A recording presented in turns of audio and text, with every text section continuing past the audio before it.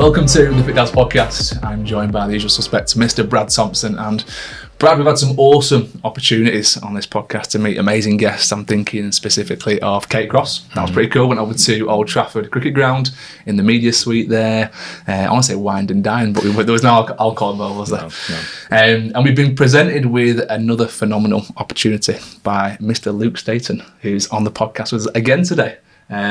You are doing an event in January. Inspire 2026, and it's going to be all about, well, I'm going to let you explain it. Is that because you don't know what it is? I have got an idea, but I don't want to do it a disservice. I love that. I do that when you're not sure. I'll let you. I'll briefly know it, but what I don't want to do is I don't want to say it's something it's not, basically. No, you couldn't say it's something it's not. It's what people want it to be. It will be. And it reminds me there was you're introducing me often when sometimes when you get introduced to the stage when you're doing a speech, the person that's doing it, you can tell they're not sure who you are for whatever reason, especially in schools because they're so overrun and overwhelmed with that much they've got to do.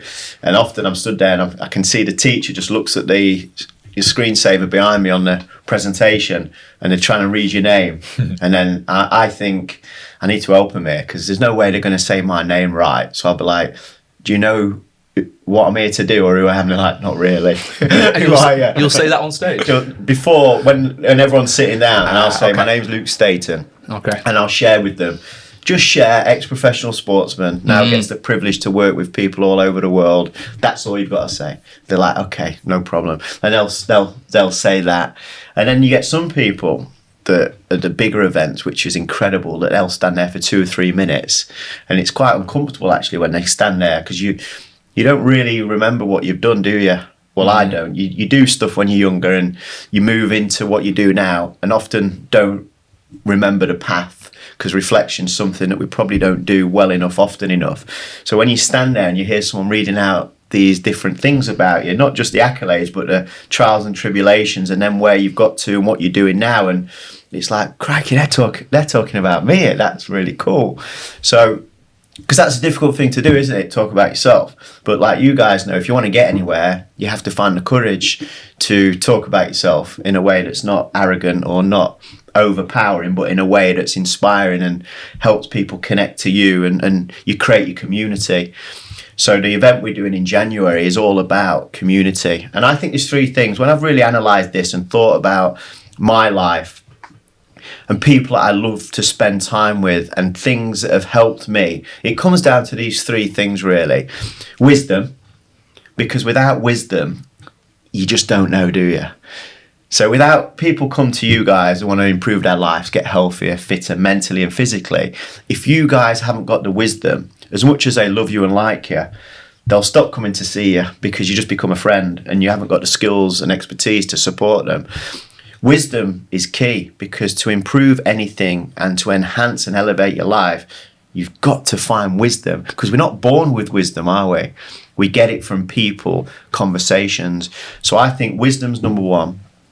Number 2 is inspiration. These are the things that for me, and everybody have the different things, but for me, inspiration is so important because when life is challenging and life is tough and you're going through some dark moments, how do you overcome that and walk through that storm without inspiration? You have to have inspiration, and inspiration comes from lots of different sources. And the third thing for me, which I really do believe is fading drastically, and only this week I talked about this on the peripheral about loneliness in life, and the response that I've had has been incredible. From people that you'd never think it, people that are running multi-million pound companies that responded to my Motivational Monday email that I've been sending out for 8 years. Wow. I've missed 1 Monday, and the second Monday I delayed it because it was the Queen's funeral, so I sent it on the Tuesday, not the Monday. So for 8 years I've been consistent. Every Monday I've sent out what I call Motivational Monday, words of hope, optimism and inspiration to share with the world. No spam, no selling, just all about good vibes. And the following's got bigger, the community's got bigger, and people start to respond more than ever. And the guy that responded to me this week, it was because I talked about loneliness. So the third thing for me is connection. So wisdom, inspiration and connection, I think they are 3 things that elevate me as a human being to be the best that I can as often as I can. And they're the 3 things that I would do all that I can to enhance my children to focus on. Get wise from people that are wiser than you. Find inspiration from people that have done great stuff, the pioneers of the world, the adventurers of the world, the explorers of the world, the entrepreneurs of the world, the inventors, the sports people, the authors, the storytellers. Find inspiration from people that fill you with something that you believe you can now go and do something for you. And it doesn't have to be in the same thing. But if you're into the fitness world and the fitness industry, and and you can see someone that's done something that inspires you, you're more likely to believe you can do it, especially when you realise they're a real person. And the beautiful thing about social media often now is you get to see the real people behind the magic. So inspiration gives you the fuel to keep moving. However, without connection, it's all a waste of time. And I think the world's becoming lonelier with mobile phones, screen time, AI, ChatGPT. It was only recently, it was really interesting, I was in a coffee shop Saturday night, so I do a lot of my thinking, creating when everybody else is probably doing other stuff. That's my window of opportunity, because my children are slightly older now, so they'll be doing their thing, so I'll get a window of opportunity maybe on a Saturday night where I can just sit. No one's going to ring me. Very rarely anyone's going to email, message me on a Saturday night. So between them hours of 6 p.m. till 11 p.m. is a great window. And there's a coffee shop near me that I can just go and sit in. Ground floor, cocktails, and people are drinking alcohol. But rest of the place is just all about sitting, reading, thinking, creating. So I can find a spot. I'll have the floor to myself. Pen out, notepad. I can just sit staring out the window sometimes. This guy came walking up, just sat opposite me. And he just looked at me. Now, he was drunk, right? And I could tell he was drunk. And he looked at me and went, I'm just having a wander around the coffee shop, just talking to anybody. He went, do you mind if I talk to you? I said, go for it. So I took my earpods out, sat down and looked at him. And I think he was surprised and shocked that I was comfortable in that conversation. Because I was like, I said, what do you want to talk about? And he was like, and he sat up, he didn't really know. But then he was like, what's in your notepad? I said, take a look. So he opens my notepad and he starts to read things that I've put in there. And he's like, what is it you're doing that for? So I started to express why I'm writing these words that he was reading.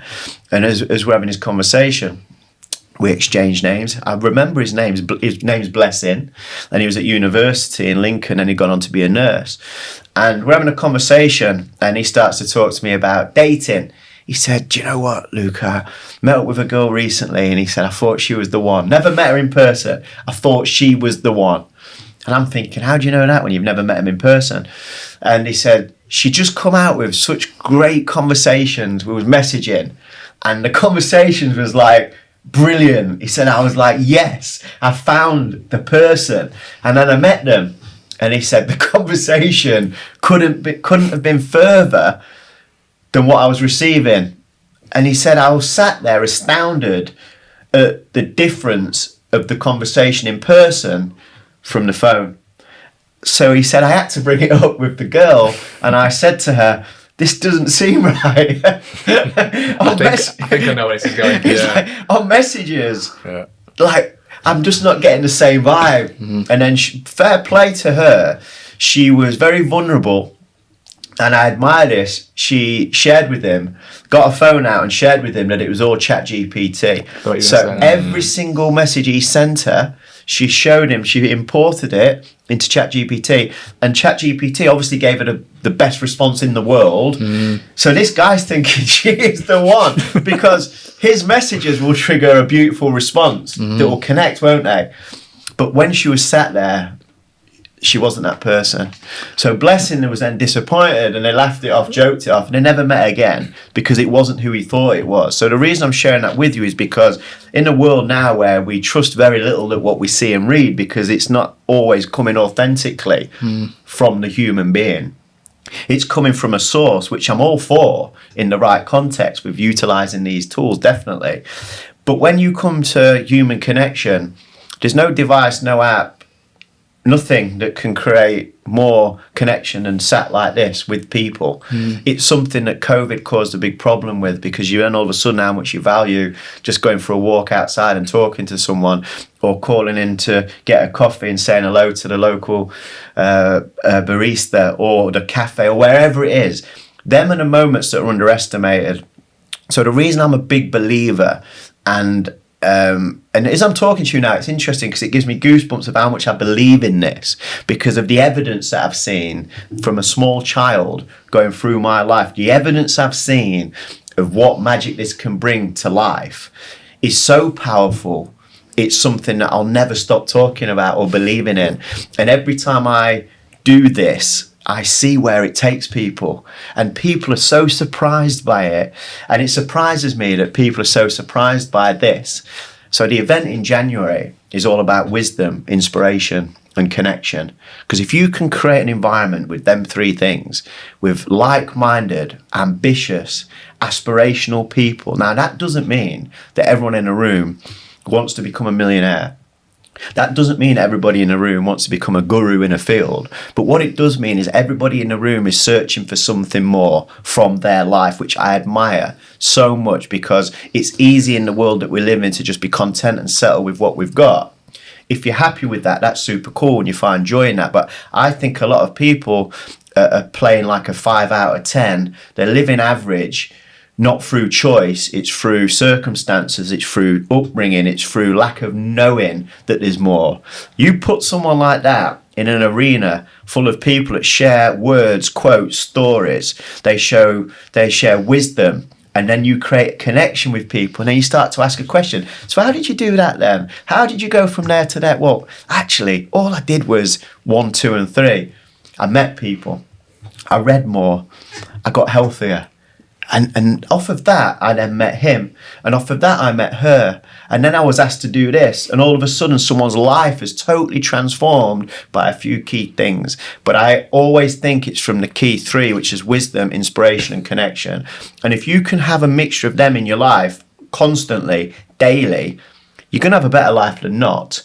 So I love creating moments that I believe will transform people's lives if they want it to. Or it may be just to enhance it in a small way. Because if people come into that event in January, they're worth tens of millions of pounds. Like, they cannot spend the money that they've got. So why are they coming? Why are they coming? They're not looking for more wisdom of how to make more money. They might be looking for more wisdom of how to become more connected. They might be looking for more wisdom of how to become a better parent, how to become a better son, daughter. They're not looking for wisdom in that area, but they might be looking for it in that area. And you might have something that they want to learn from. And because they're not driven by ego, they'll listen, they'll learn, and they'll share, and they'll pass it on. And I think that's something that I've been really privileged to have created and been around, because I lacked it when I was younger. I craved it. I wanted it. I wanted to be around people that inspired me. And I got criticised often for that, because some comments that was thrown out about me was like, you just want to be around all these rich superstar people. I'm thinking, yeah, I do. But that's not because I think that I'm better than the people that don't want to be in that room. I just want more for me. And if I want more for me, I want to be around people that wanted more for them. And I want to just ask them questions of, why did you become this? How did you go from that to that? What inspired you? What changed you? What shifted you? What's your reasons for this? And when they tell you the answer, they love telling you. People love telling you the answer. And you've got to be an idiot to not listen to someone that's doing way better than you at something. And then if you've got the ability to listen and apply, you can improve in so many ways. And I think that's why I'm so passionate about these experiences. I don't call them really events. I see them as experiences. I see them as moments in time that can create a life for you for the rest of time that you'd never have dreamed of. And every talk I walk into, every podcast, every conversation, I enter it with knowing that quite possibly there could be a transformational opportunity here for someone somewhere, me, you, somebody else. And that will lead to the next thing. And that's not just my kind of disillusional fantasy of how I want the world to be. It's evidence-based. So every time I've done something like this, not when I've hosted, but when I've been a member of or turned up, or I've travelled to Australia to be in these environments. So I've travelled all over the world just to be around certain people. I know what's happened for me off the back of it, and then I've watched what's happened through other people off the back of it. And it might not be one thing that all of a sudden someone comes along with and goes, I went to that experience and all of a sudden my life changed. It's not that. You don't lift one weight and get ripped, do you? You have to lift the weight daily, regular, consistently, often, for a long time, and then all of a sudden you can lift the heavy weight more times. And it's like these experiences. Some people, questions that I get asked is, Luke, what's the benefit of coming to something like this? And as a kid, you don't ask the benefit, do you? You're like, what will it be? Will it be fun? Will it be exciting? Who will be there? What will I hear? What will I learn? But lots of that. When we get adult focused, it's all about, is it worth it? How much is it? How much is that? And that's the first thing that comes to people, adults' mind, is how much is it? It's the wrong question. The question is, how could that bring more value to my life? Well, you'll meet great people. You'll learn stuff. And if they like, I don't want to learn stuff, don't come. If you don't want to be around great people, definitely don't come. If you don't want to be inspired, don't come. It's not for you. But if there's a part of you that's thinking, I wonder if there's a bit more for me in this world while I'm here. I wonder if I could share some wisdom with my children's children. I wonder if I could learn a bit more and just cascade some kind of message. Is it worth a bit of my time? I think more often than not that it definitely is. But I think what we do often, we put barriers in front of us to not explore the unknown, because we get older and everything is the same. Routine becomes the same. We have the same friends. Not many people meet new people from 1 month to the next, where kids are meeting new people all the time. So this event now, I'm doing this experience in January, and people keep saying, like, what's the content? What's the agenda? And I totally appreciate it. People want to know it's going to be good. And I'm like, listen, if it's shit, I'll give you your money back, I promise you, because it won't be. It'll be something like you've never seen before. And when you enter it with that open-mindedness, it gives you an opportunity to be like, okay, I've got no real knowing of exactly what I'm going to leave with, but I don't know if I'm going to meet you or you. And I might meet you and you might tell me something that's nothing to do with who I'm watching on that stage. Because the people on the stage are going to share so much knowledge and wisdom, are going to be totally inspiring. But often the magic comes from who you sat next to. In a coffee conversation, you only need to meet one person and they can change your whole paradigm of what you think and what you feel. So that's why I believe in these things that much.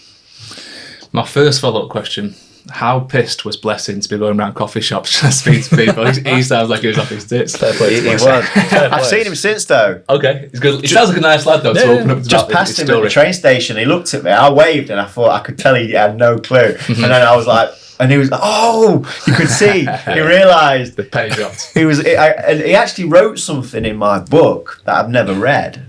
Bless him, was here. He wrote a quote. He wrote a quote, actually. He said, I've written a quote in there for you, and I've never looked at it. That stimulated my mind to take a look, see what he did put down. Secondly, I think that... yeah, you're right. I think a lot of people, the younger generation especially, and maybe even people in the mid-20s, maybe even early 30s, they get to a point where they're like, I'm waiting for something to happen. I want to do something in my life. I want the magic to start kind of moving forward. They've got ambitions of doing, probably they don't know what they want to do. But I think going to events like this can really unlock that for them in terms of getting them into the right people, right conversations. And just, you don't know what magic is going to spark. So, you've spoke about some big players being there, CEOs, people worth a lot of money. But I think if you want in that magic to happen, this sounds like something that you need to kind of, consider for sure. Yeah. I think what's really important is that I don't often talk about the day and the experience directly, because it's bigger than that. It's not just about a day, it's about a philosophy. That it's like, how many courses do people go on? How much money do people invest in themselves that work for somebody else? And you could probably find some stat on ChatGPT about this, but I would be guessing it's most people that are employed by some organisation. If you said to them, how many courses a year do you go on that you pay for outside of what work pay for you to do? The percentage of people that do that is quite low. So my friend who's very high up in the police, I once said to him, do you do courses? He was like, yeah, please send me on courses. He said, but for the last 3 years, they've not done because of budgets, whatever. So I said, how many courses have you been on the last 3 years then? And his response was none. I said, how come? He said, oh, they don't pay for it anymore. And I said, I know, but how come you've not been on any courses? He went, because they've cut the budget. Because he was so institutionalised that if they don't pay for me to learn, I stop learning. But that's why people get caught in a trap of often working within something that they don't want to. But it's like, if you pay for me to get better, I'll get better. But if you don't, I won't. So I said to my mate, what about you going on a course, though, that can help you in your life? And he's like, never thought about it like that. Because we get institutionalised that we go on courses to learn specific tasks that are going to help us better in a role that generates more revenue for an organisation. And you might love your job and you might be purpose-driven. That's great. I'm a big believer in companies investing in people. I also think, and I really believe, that people should be investing in themselves too, with their own time, their own energy, their own money. That might be a podcast that's free. But if you asked 100 people, there'll be a low percentage that listen to anything, watch anything, invest anything outside of the 9 to 5 into themselves. And that's not people's fault. It's how we're culturally institutionalized. And what happens is the majority of people that go to these kinds of things are people that have probably got an entrepreneurial mindset, or people that are in a job that are really unhappy and want more from life because they're looking, seeking knowledge, experience, wisdom, connection. They're looking for it because it can take them somewhere. What people often do is they wait until they're told they're not wanted anymore by an organisation, then start seeking it, but they need to be seeking it before it comes to that. And I think the greatest gift in the world for any human being is to have that knowledge that you can survive independently of an employer. You can be the boss of your life. And that doesn't mean that you want to be an entrepreneur or own a business. It means you want to know enough stuff that can get you through, and teach your children enough stuff as well about life that they can get through also. But I think the reason that these opportunities, most people that come, and I do know why, it's because what we just talked about, most people that come are entrepreneurial or sports driven, or it's very rarely. So a few people recently interesting that have got jobs have said, I need to check if I can get the day off work. And now their employer might say no, so they can't come. And what a missed opportunity for that person to come. A great example recently, young sportsman, he is 18 years of age, he's doing an apprenticeship. He's been asked to go on trial to Hull City, so he's obviously doing really well. And his employer let him go for a few days and then said no to the follow-up trial. Really? It was like, you either go on trial or you stay here. Wow. An apprentice. Because the employer is often wants that individual for their benefit, don't they? Yeah. Which I think the world is getting way better at that. Most of the entrepreneurs and business people I work with, they don't think like that. Yeah. But it's still an old school thing that you work for me, you'll do the courses I want you to. I think people within organisations are getting cleverer now and going, I think I need to invest in myself a little bit. People that work with me, I've been telling them for years, one of them that's been with me nearly 3 years, you've got to do more for yourself. You should be posting all the time about your life, what you do. Because one day you're going to be out there on your own, not with me. Don't wait. I think there's a quiet confidence that comes from being able to be self-sufficient. And as someone who was in that institutionalized environment on a personal level, I found that transition really tough. Yeah. Where you were sent on courses for work, and then all of a sudden you take the step back and you say, I'm going to do this for myself. And you go, actually, what do I want to do? And then you go through that. So everything you were saying then just sort of triggered something in me to be like, oh, God, that was me. I remember thinking if I'd only just looked maybe my late 20s, early 20s, and just pushed myself that little bit more. Maybe just said, you know what, let me go to an inspirational event. Something that is going to, there's an old Steve Jobs quote, which is, you can never connect the dots. Looking forward, you can only do it looking back. And you never know that this event could be something that someone attends, and that is the catalyst to their life, that they might not spot it at the time. Yeah. But when they look back, they say, do you know what? Luke facilitated that. Luke gave me that. Probably similar to your own Mr. Spencer moment that we spoke about. Yeah. Luke facilitated that. And you just never know. You know, what they say, nothing ventured, nothing gained. Well, them moments are everywhere. They're in that coffee shop today when you fetch them coffees. They're everywhere. Yeah. But we don't see them because we're so busy and stressed about things that we don't see them. We're always rushing around and chasing around it. We don't turn the phone off and put it on airplane mode and give ourselves that opportunity. But opportunities are just in front of you. They're everywhere. And when you believe that they are, more of them come. Don't they? More of them come. You mentioned that a second ago. You said, you know, people tend not to go looking for them unless they want change, unless they're not happy where they are. They want a little bit more from life. I think there's a lot of people out there that want more responsibility in their own role, with their own life. They want to take the bull by the horns a little bit. And I think when you really want that change bad enough, you do start to take the blinkers off a little bit, and the world gets a little bit wider, and you start seeing people in different lights, and you start letting people in a little bit. I think you can get quite closed and insular, very focused on one path because you're locked on that path. When you start kind of looking around outside the windows, that's when you realise there's more to this. And I think events like this, it's that looking out the window moment, isn't it? It's like, okay, there's more people who can bring me value and I can provide more value to them.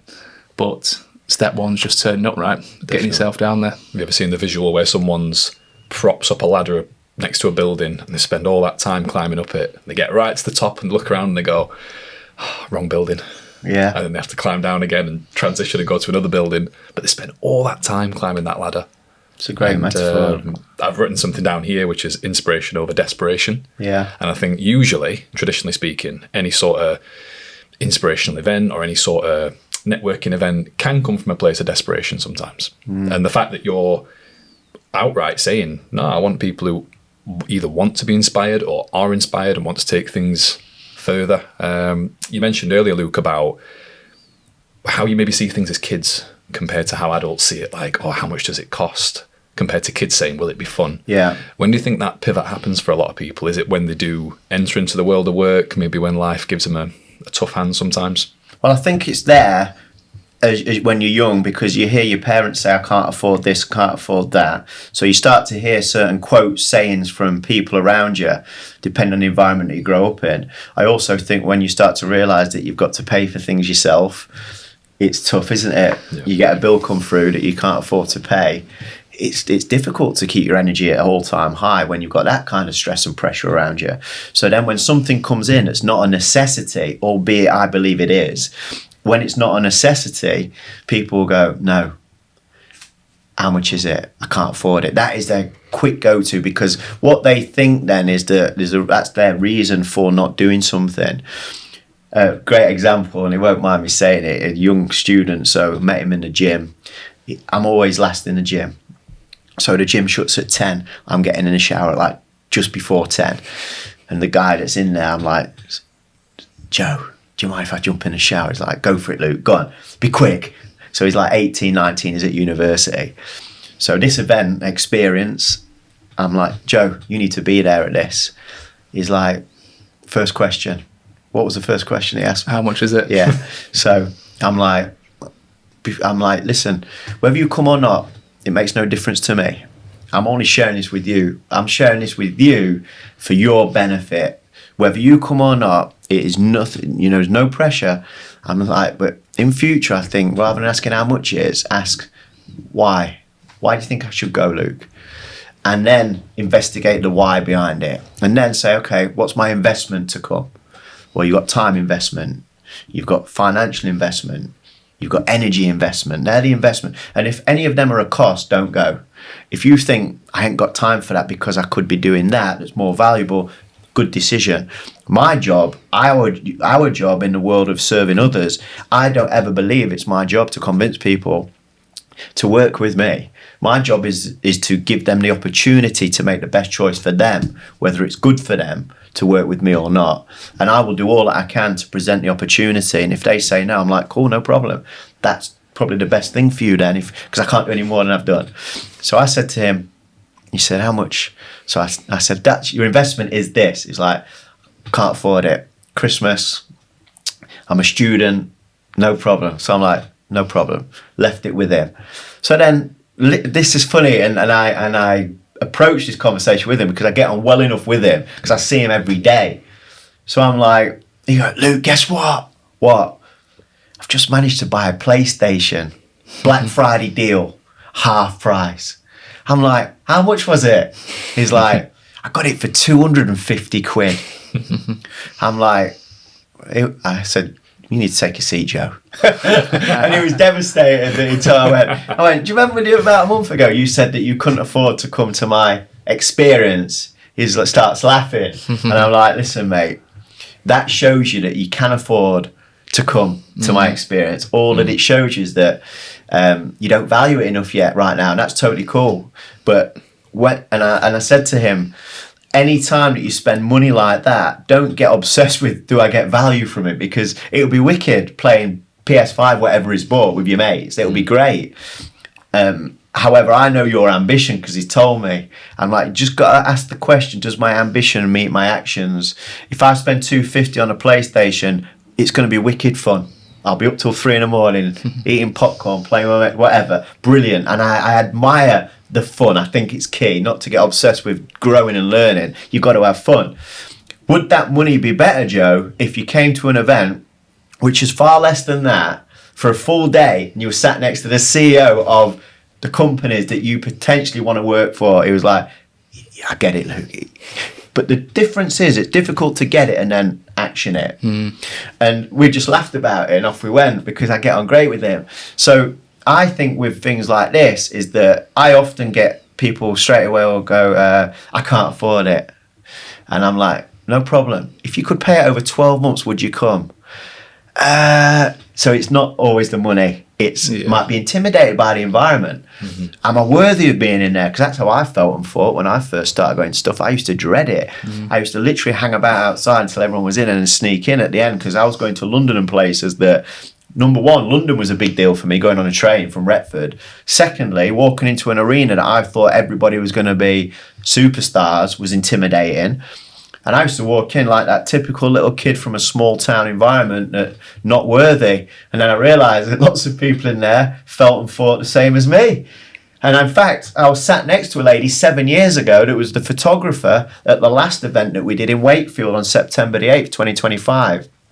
I was sat next to a lady 7-8 years ago that we now hired to be our photographer in an arena event, and I was watching an arena event with her. She just happened to be sat next to me. We said hello, and we've stayed in touch for 7 years. She's been to 2 events actually with me. She's been to photograph me in a school, and she's been to an arena event. So she's got work off the back of sitting there, which will have definitely covered her ticket for that day. But you would have not been able to say to someone, come along, and your ticket will be reimbursed by the person that you meet. Because sometimes the courage comes from getting into an environment, not knowing exactly what you're going to get, and see where it takes you. And it might take 6 months, 12 months, 2 years, 3 years, but it does come back. And if you go to the gym regular, you get results. If you go to these opportunities regular, you meet people through consistency, you build rapport and relationships, and all of a sudden someone rings you and goes, I want what you've got. Can you help me? Yes, I can. And off you go. And it's proven. We all know it works. We all know these opportunities works. But I think if anybody was contemplating joining us in January, they've got to have a reason to come. Why would you want to come? Number one, I just want to have a great day. That's a great reason. It's a great reason. Come and have a great day. Number two, what would you like to... Do you know what, Luke? I'd love to meet ambitious people that have done great stuff because I want to be inspired going into 2026. So will that happen? 100%. You're going to have a guy on that stage that took his family business from £1 million to £250 million in 15 years, sharing his story, and is the best. I talked about him last time, David Baldwin, on this podcast. He's the best human being you'd ever wish to meet. I say to people, you can't get into his company. You can't buy a ticket to meet him. It's impossible. He's got 30 businesses. You will not get to meet him. You're going to spend a night out and you're going to get to see him. You're going to get to meet him. Like, just your ticket price is worth it for that one person. And then you've got hundreds of that types of individual that's going to be there. So I know I'm like, I love it because I see it. I say to people, forget what even is going to happen. Just pay to be in that room. But you'll only pay to be in that room if you want more from life. Because if you're really content and happy and you're not looking to learn anything new or be inspired or challenge yourself and whatever that is there isn't really much point coming. You don't want people coming and going, well, I just want it to be entertained. It's not a pantomime. You come in to have a great day, learn and be inspired, and leave with connections that will last a lifetime. Because I've collected the people that come in are people I've known for 20, 30 years that I've stayed in touch with. I get hired now from people that I played football with when I was 16, I've never seen since. 30 years later, people hire me now to go to their companies because of my character when I was 16. Isn't that crazy? I think you told that story last time. Yeah, and these are the opportunities that are in these environments. We've also, which is really exciting, a big passion of mine, as you'll know, is bridging the gap between education and the entrepreneur business world and employment, really. So we've managed to get a number of seats sponsored by businesses for young people that are in that like year 12, 13 that are coming towards the end of school, that are looking at college, university, apprenticeships. Schools that we've worked in have said, we'd love our students to come. So a lot of the businesses that I work with that love the work that we do for young people have said, we'll sponsor a few places for some youngsters. So we're going to have 100 youngsters in the room.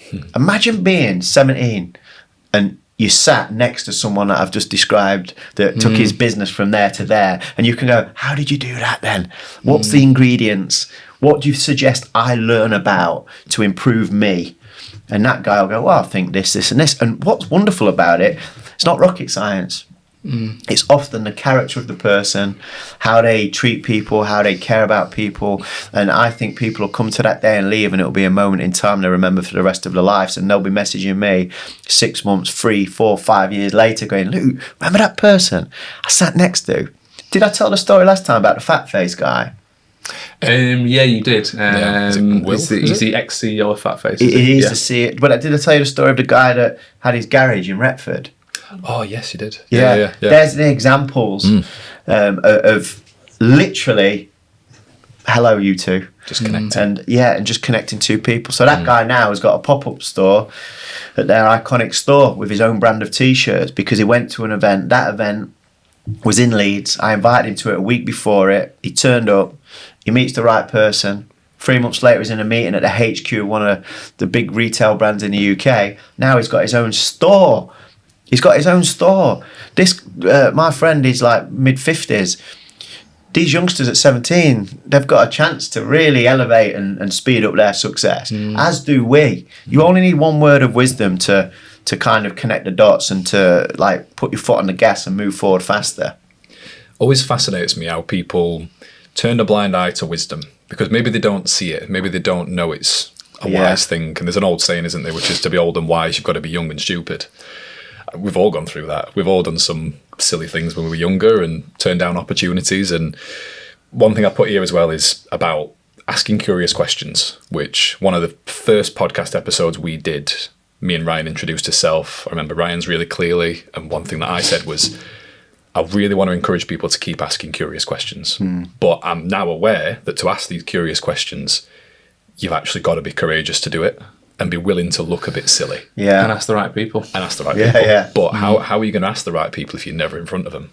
Yeah. I think people don't value that wisdom. They don't see it as like a tangible thing they can use right now. And I love that analogy about the photographer and someone you met 7 years ago. And it is great because you're investing in your future right now. Everything you do right now, every person you speak to, every bit of money you put into your own self-development is an investment in the future.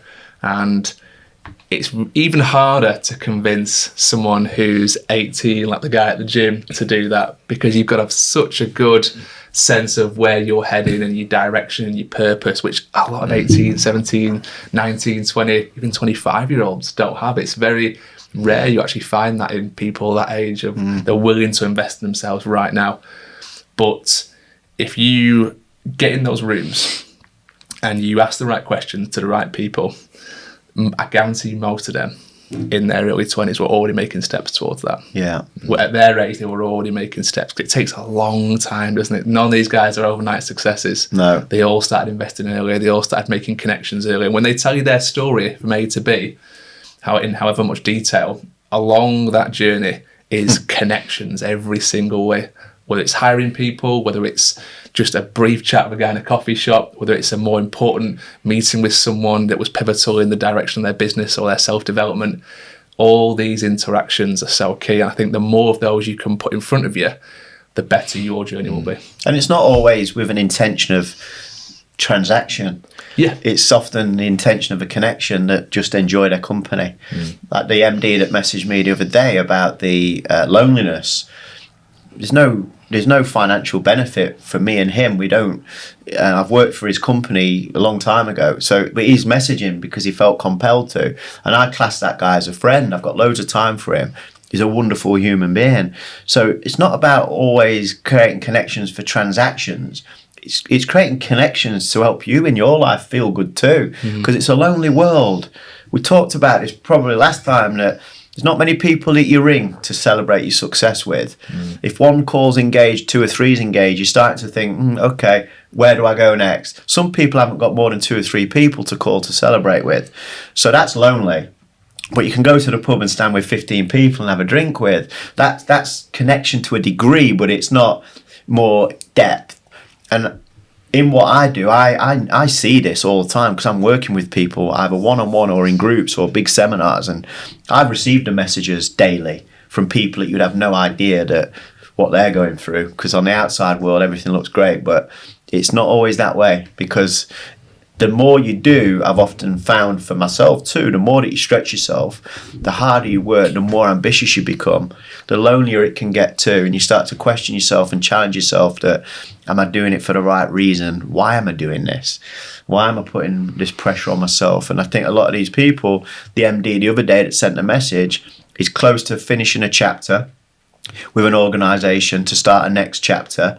He's got enough money to never have to work again. His children are doing great, left home, travelling the world. Everything's brilliant. And he's like, I'm scared to death of what's coming next because I can already feel it, the loneliness. And so he's got everything that we think society tells us we need. Money, house paid off, retirement, all that stuff. And yet there's a massive gap because he's realising that I've spent 40 plus years of my life around people. Them people aren't going to be there anymore. And because what we do is we sacrifice people to get somewhere. I definitely did this, so I know.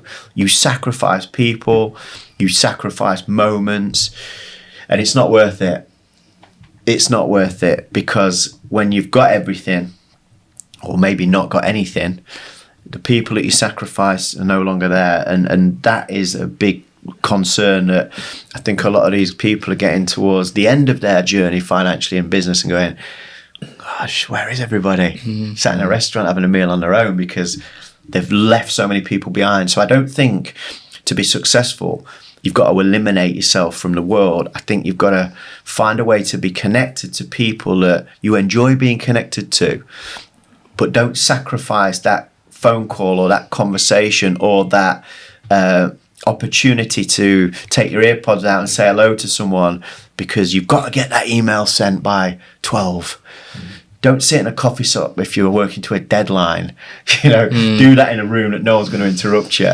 And it really concerns me of my children growing up in the world that they're growing up in with. I think loneliness is a real worry. Mental health is worse than it's been. How is someone like Ricky committing suicide? It's terrible. How is that? How is that happening? Yeah. Icon, loved all over the world. Money, no problem. He's about to go on an adventure to fight in front of his children. He's about to do things that he's always wanted, yet something inside him is lonelier than ever. And no one will ever know the answer to them questions. However, I can understand it the more my life starts to move. I see it and I think, I understand this a bit more now because I'm speaking to more people on a deeper level. And these opportunities that I love to create is just people become friends because lots of people are lonelier than you think. And just that day of wisdom and loving and being around people, it triggers, okay, I want to do more of that. Yeah. And I think it has to be strategically embedded into our life. When was the last time we rang a mate that we love, but it's like, I'll ring him next week because it might be 15 minutes and I ain't got time. But if it was all over for you this week, you wish you'd have made that call? Yeah, I think you mentioned, like, obviously people having it all and feeling that little bit of loneliness when they get there. But for every person that's got that story of making it and then feeling lonely because they made it, there's 100 people who didn't actually make it and made those same sacrifices and never got to the where that person was at the pinnacle. And that must be even harder when you sacrifice so much, give so much into, again, maybe shutting people off, saying no to social events, saying no to family, and never actually getting there. That must be even harder. And there's probably more stories of that happening, right? Rather than, do you know what I mean?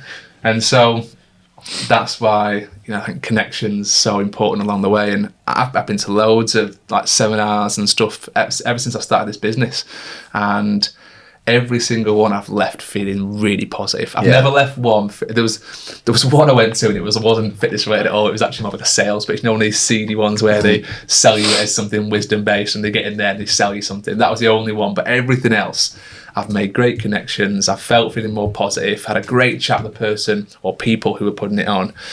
And you just enter the next week, even the next 6 months sometimes, being like, okay, this is cool, I'm inspired, I get this now. And you don't understand actually how important it was even on the day. Sometimes it's a month later, 6 months later, where you realise that gave me so much more energy that day.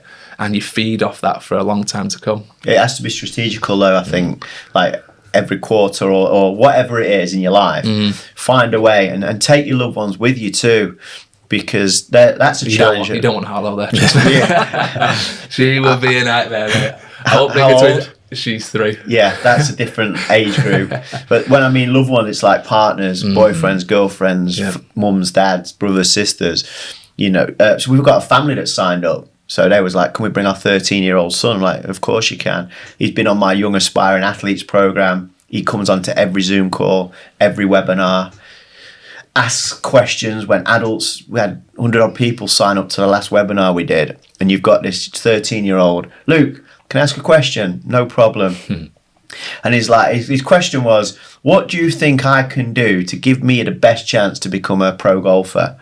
And what will help me in life? And I'm like, exactly what you're doing now. Exactly what you're doing now will help you. Whatever it, pro golf, business, whatever. Do that. And he's like, what? I'm like, that question, just ask. Be brave enough at 13 years of age. And on that call, there was one of the guys on that call, I can't say the numbers because he messaged me after he spoke about publicly on that. But he's on a webinar there with a guy that's got a business that is it's in like 11 countries, a tech business, multi-million pounds of revenue. And you've got a 13-year-old asking a question, and on there you've got these phenomenons as well. They notice these things, and actually on there you had a sports agent as well, so you can connect the dots. You've got a young aspiring golfer, you've got a sport agent who I'm friends with that's on there. That guy, he's friends with Hollywood movie stars. He don't need to be on that webinar, but he's on there because he knows. You might hear one thing. You might see someone's name and then, Luke, who was that guy? Can you connect me to them? No problem. And that's what people are always looking to do. They understand that it's an investment of an hour. It might change something for someone somewhere. Not today, but might be tomorrow. But you don't always go to the gym today to look great today. You go there to look good in 6 months for a holiday or something. So I think... It's great that you're willing to do that as well, though, because not a lot of people who host these events will be willing to put out. If I came to you and said, "Oh, can I have that person's number?" But I'm not sure, mate. You probably don't want to be pestered. Yeah, I think people come to your events knowing that that's the kind of prerequisite. We're going to get to meet people. Yeah, exactly. Yeah. Well, I just say to them, such and such wants you. Yeah, no problem. Send it. And you just wouldn't get access. These people have like, what was the phrase? I asked one of them, "Are you going to come in January?" He's like, "I need to speak to my chief of staff." I was like, what does that even mean? Chief of staff? I was like, no problem, let me know. Okay. So that's the level of businesses that some of these guys are in. And I think to myself, if they go, I've got to be mad not to, because they're doing way better than me in lots of areas, not just business. They're doing better than me in lots of areas. So if they're going to go to something, Why wouldn't I? Because it's not that I want to be them. I want to emulate things in my life like they've done in their life. I want to be happy, have fun, have joy, and have great moments. And they're doing that. So maybe if I spent a bit of time with him, her, it could help me. And I've just become fascinated with that because it's just so easy to do. My advice to any young person, I wish I'd have done this when I was a professional footballer. I wish I'd had the foresight to step out of the sporting arena at the age of 16, 17, like young Jack did at 13, and go to things. So you think in that arena, you're going to have Jack who's 13 with his mum, dad and 15-year-old sister sat around these people, listening, learning, growing at 13. I didn't start this journey until well late, really.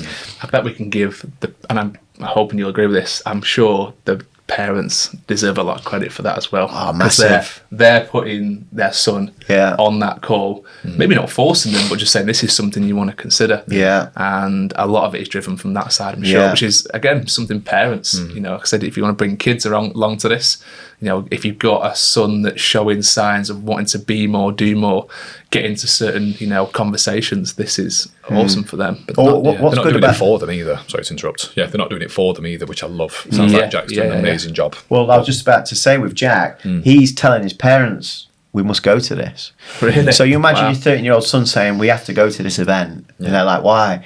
And he's telling his mum and dad, I want to go. And he's prepared to be a present of whatever that is to go. And my son comes to me, my son's just turned 17. If he comes to me and said, Dad, I want to go to this event, I'd be like, yes. Yeah. Like, I'm winning. If you're coming to me for that, rather than me saying, come on, son. And they're willing to sacrifice a present or like unbelievable. That's just, you know, like a PS5. Maybe you should tell that story to your gym guy. I've got 13-year-olds coming to this. Yes, that's a good one. Joe, if you're listening to this, mate, I'm on you next time in the gym.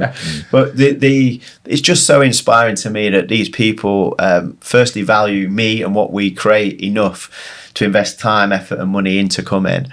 Yeah, I've never been surprised at how people leave and what it leads them on to. And we've just got so much evidence. It's not just me saying, oh, it'll be great, because it's like evidence shows. Your gym programs or what you do with people, you can show results, can't you? If you couldn't show any results, people get dubious. That's why it's difficult in the beginning when you're fresh, because you haven't got evidence and testimonials to actually show what you can do. You're hoping people believe in you. When I first started doing these events and these experiences, I had no idea how it'd go.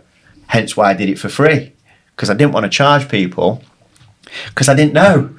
So I don't ever believe, because I was brought up with that upbringing and you've got to prove yourself all the time. And in sport, the common phrase was you're only as good as your last game. So when I started to do these events, I thought there's no way I can charge people to come, because I have no idea of the dynamics of how this will go. And the first one that I did was a total complimentary event, and it was a huge investment because it just grew, because I didn't realise how many people wanted it. So typical me, I'd be on the move and just say, why don't you come to this? And they'd be like, yeah. But you know, everyone says yes, don't they, to that night out. When was your first one? 2000 and probably 18. Okay. So what I did, it was, so a great friend of mine who was actually on the webinar the other night, who's got the worldwide company, Jamie Morgan Hitchcock, he gave me some advice. So years ago, he said to me, Luke, if you want to progress in life, my advice would be join a business members club. And I was like, for what reason? You're just around people that you want to learn from. That's the wisdom. He didn't break it down into wisdom, but it is wisdom and inspiration too, and connection. So I was like, I didn't need to know anymore. As soon as somebody like that I admired at a distance suggested something to me, I'm in. So I said to him, okay, left it with me. And then I thought, I wonder if I invite a couple of people to go there and meet me and Jamie there. So I said to Jamie, can I come and meet you there in a few months' time? See what it's like. And he's like, yeah, cool. So which one did you join? It's called Homegrown in London. Okay. And is it expensive? Is it high rollers? Is it there's like a big sign up cost for it? No. So again, interpretation from me. My mind was, God, it must be Yeah. And I was pleasantly surprised for what it brought you. And I'll go on to that, because what happened was, I said to Jamie, can I come and meet you there? And he's like, yeah, no problem. So I arranged to go and see him, and I invited like 2 or 3 other people. So me, Jamie, and I've still got the photograph. I had shorts on, like casual shorts. I had a basketball jumper on and Jordans on in this business club. I didn't really know. Okay. I didn't really know. I just went dressed as how I would if I was meeting my mates. Pushing the smart casual look that Beyond. And I have a feeling that if I weren't on the list of Jamie's list, I'm not so sure I would have got entry. So I go in and I'm like, flipping it, this is smart. Okay. So you feel that kid in you again, like, am I meant to be here? So I went in, 3 or 4 of us sat. We were there for about 6 hours, just sat at this table chatting. Unbelievable. And it was just people I'd known that I'd invited. So I thought that was really good. So I thought, I'm going to do this again. I'm still not joined by then now, and I still didn't know how much it was. So I was like, this is a great idea, this. I can just keep bringing people in and meet Jamie. And as long as Jamie's here, I love meeting Jamie anyway. He's there every Wednesday. So I'll do that. So the next one, the guys loved it that came. And I sent a few messages out. This date at this month, can you make it? Can you come to London? What for? I just think you'd enjoy the experience of being around like-minded people in this beautiful environment. There's no agenda. Just, I think you'd value it. Okay, Luke, send me the details. So I'm sending this to like managing directors, CEOs of multi-million pound companies, not expecting the yeses. It was just asking. But I kept getting back, I'll be there. So I thought, okay. So I'm working off WhatsApp. Right, okay, he's coming, she's coming, and it starts to get a bit of traction. So all of a sudden now, I'm up to 14. So you're like the promo man for this. Yeah. So, this is saying money. But this is so, and I was not getting. I'm not doing this because I'm getting paid. This is because I wanted to meet them. Yeah, and I wanted to sit with them and ask them questions like, "What do you think I could do in my world to improve? Tell me." So you were using this event as a way of almost saying to people, this is a great event where you can meet people, but really I want to meet you. I want to meet you. I want you to meet you and you to meet you and see what happens, because I know you're all great people, because I knew all of them, but they didn't know any of them. So I'm inviting 13, 14 different people from all different walks of life, all different ages, all different industries, Premier League footballers, ex-Premier League footballers, with CEOs and entrepreneurs in scaffolding business or whatever it is. So all different industries. But the core is they're all good people. Also, I wouldn't have been inviting them. And I didn't think to myself, only invite good people. You wouldn't even think of inviting someone that you didn't get on with, would you? Because it would cause problems in the group. So I went on my WhatsApp, boom, boom, boom. Everyone said yes. So then I'm like, Jamie, you know that coffee? He's like, yeah. I said, still good for it, no problem. I've got 14. He's like, 14? I'm like, yeah. He's like, mate, I can only sign 3, 4 in. He said, last time they let me sign a few, but can't sign, I can only get 3 or 4 in on my thing. Okay. He said, you're going to have to join. And I'm like, okay, how do I join? He's like, let me put you in touch with the head of the home club place. So I'm so naive at this point. So I'm like, well, Jamie, I've got 14 coming. They've all said, yeah, I can't let them down now. Because if I cancel, people then start to see you as someone that cancels. Yeah. So when next time you invite them to something, they're not sure, are they? They keep asking, is it still on? And if someone's asking you if you're still meeting them or is it still on, they don't trust you're going to be there. You planted that seed of doubt. Yeah, you didn't have to ask me today, are you definitely coming? You just know, because I came last time. But if last time I didn't come, this time you'd be like, is it still on for tomorrow? Yeah. Do you know what I mean? There was a doubt when we got Louise at the front door and I was thinking, oh no. But none of that today, we're all right. Yeah, Louise is an extra guest, double book. That was funny. So I said to Jamie about this, and then Jamie says, no, I can't. It just won't allow it. So, okay, rang up the club, signed my membership, paid my money, joined up. So now I'm a member, which I didn't contemplate becoming a member, but now I'm in. Because it's like that. It's like that philosophy, isn't it? That you get to the island, and if you don't burn the boats, you can quickly go back to the old island for comfort. If you burn the boat, you can't go back. You're there. So now I've arranged 14 people. I have to join. Also, I have to cancel. And cancelling was too much for me. I'd rather pay and join. So I pay, I join. So I'm already invested in this now. And then Jamie says to me, where's everyone going to sit when they come? So I'm like, just where we did last time. He's like, you won't be able to. I'm like, why not? He said, well, there's no space for 14 people. How are they going to connect and talk? Jamie's thinking, why did I invite Luke? Why did I get Luke down Too here? connected. He is like, he's Jamie's actually younger than me, but it's like he's like behaving like my dad at this point. He's like, son, you can't do that. So I'm like, okay, where could we sit? He said, you're going to have to hire a room. So I'm like, oh my goodness, a room in London in a business club. I said, so I'm like, how do I do that? So let me put you on to the marketing person. Okay. And I'm like, I'm just wondering, I've got 14 people coming. Jamie says we're not allowed to sit in the bar. They're like, yeah, it won't work because there's too many people. Yeah. Have you got a room? What size room do you want? I'm like, well, one for 14 people.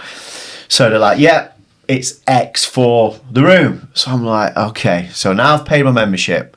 So now I'm hiring a room. So I'm like, okay, I know now the numbers. Right, okay, done.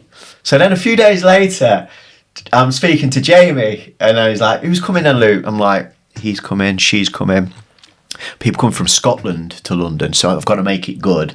And he's like, okay, well, what are you going to feed them? So I'm like... do you do? Straight away. So I'm like... Greg's round the corner. Greg's doing all right. I'm all of a sudden starting to panic. I can feel the anxiety coming back now, so... I said, feed them. He went, well, your event starts at 10 and finishes at 4. So if people are travelling from all over the country, they're not going to want to get there. They're not going to enjoy it if they're hungry. So the best way, Luke, is feeding people. When you eat and have a meal, that's why connection's good, because people are eating. You don't want to be thinking of food. So I'm like, right, what's your thoughts? He's like, brunch at 11. I think that would be a good idea. So... ring a homegrown. Right, they're thinking, who is this guy? Who is this guy? And Jamie's probably saying, guys, I'm so sorry. Luke's going to ring you now about food. So I've gone through this process, get the bill for the food. Brunch is per person a figure times 14. So I've got this big bill now. So Can you disclose what that bill was? I'm trying to work it out in my mind, but honestly, I think that the number... well, the number grew in the day, so this is a true story. So I knew the room was like 600-700 quid for the day. Membership was 1,000 quid up front. Okay. I think that was I think it actually was £1,000 up front that covered a year. I think I might have got that a bit wrong. And food was like 30 quid a person times 14 people, so you got another 400 quid maybe. Yeah. So I'm probably let's say, I don't know, my maths isn't great. How much is that? What do you say? 600, 1,000. That's 1,600. You got £2,000, and then what was the other bit? So about £2,000. Yeah. So up to now, I'm £2,000, and then that's for getting my train, getting there and back, and that's for getting a hotel night before. So all of a sudden, you're probably two and a half. But I also know people are going to have drinks when they get there now. So I'm starting to get a bit clever with this, thinking, blimey, they're there all day. What about drinks? Bottles of water in London is at £5 a bottle. So, but I'm too far in now. The boats are definitely sunk. I'm in. Everyone's looking forward to it. Then everybody starts saying to me, who else has come in? Maybe it's worth sending out a bit of a PDF document with the guests. So now I'm having to spend money on marketing brochure of who's coming and their bios so they know who's who. So I'm learning this. This is a great experience for me. Although I was like concerned, it was a great experience. So we rock up to the day, walk into the room, and I still have no idea how this is going to go. They all walk in, and I didn't have to do a thing. It was like the orchestra playing without a conductor. It was brilliant. Wow. Because these people are used to these moments. I was going to say they must be well versed in networking and communicating. Because, it's not... Sometimes you have to really facilitate that amongst people, and I'm sure you've been part of those like events as well, where you've really got to kind of give people the nudge. This sounds like a great like crash course in how to organise events. It was stressful. It was really stressful, and I never thought about dipping out of it. It's just not in my DNA. I'd rather go in and it not go well than dip out. But I knew I could make a great day for these guys. So even if some didn't come, I just had a belief that these will enjoy each other's company. Forget me, they'll enjoy their company. Yeah. So when they all turn up, you've got, ex-Premier League footballers walking in, and I'm like, this, and I'm introducing, and then they go into a conversation, and then they know someone that's common to them, or they've been somewhere that they've been, because like-minded people do similar things, whatever that is. So it was like watching it. And then some of them started to just sit and talk in different areas of this business club. So you got the business club and you got the room that I've hired. I'm thinking, they're not even using the room. I'm just thinking 600 quid for a room with a chandelier in that no one's in. So then all of a sudden I'm like, okay, I'm thinking to myself, I maybe need to get involved here, because they just thought. So we go into this room, and I had an idea of of how I could move the day on. So they all sit down, and I said, firstly, so grateful that you've all turned up. I can't remember if I did, but I'm sure I started with the story I've just told you to bring a bit of humour. So you actually was honest with them up front with them, said, look, this is how it's actually played out. I don't know if I went into the numbers. Okay. However, I will have told them that this was meant to be a coffee for 2 or 3, and now we've got 14, which has led me on to becoming a member, to getting a room, to providing brunch. Because I'm not trying to pretend to be this superstar, successful multi-millionaire in there. I'm real with them, and I definitely said that I know that you're all way more advanced than me in most areas of life. And I'm privileged that you believe in me enough to come and spend your time with me with no agenda. Just I'm invited and you've turned up. And that brings self-belief and confidence to me that you guys have travelled from all over the UK to be with me. I appreciate that. And today's on me. So then I said, let's host some conversations. So I brought Jamie up to the front first, Jamie Morgan Hitchcock. He's thinking, God, not again, Lee. You've already dragged me with this. What a mate, though. Oh, unbelievable. Yeah, phenomenal. What a mate. How you bought up a pint? What a mate. He doesn't drink. No, he doesn't drink. Non-alcoholic. He doesn't drink. So he comes to the front and sits there, and he doesn't really know where it's going to go. Neither do I. It's like this podcast, you don't know where it's going to go. So I'm just started a conversation with Jamie, and then all of a sudden someone went, how did you raise capital and investment for that then? Because I'm looking to do, and off it went. So then again, I was just sat there, and these people are asking Jamie questions, and he's sharing his wisdom with them because it's trusted, he's proven, your CV doesn't tell lies, and so you're getting the engagement there. And then I was doing that, and then I would do it with someone else, and then we'd break off, we'd have brunch. But the day was 10 till 4.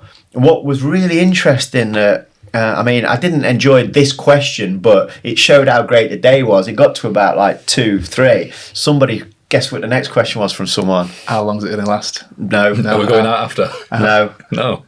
What's for lunch? Really? And I remember who it was. It was Trevor Elliott. Trevor Elliott's got an MBE, the youngest ever foster carer in the UK. Okay. Grew up in a tough neighbourhood in London, council estate, real tough upbringing. Young aspiring footballer, didn't make it, but wanted to make a difference and contribute to the community. He grew up in an environment where lots of people was doing the wrong stuff. He was around it every day and didn't want that.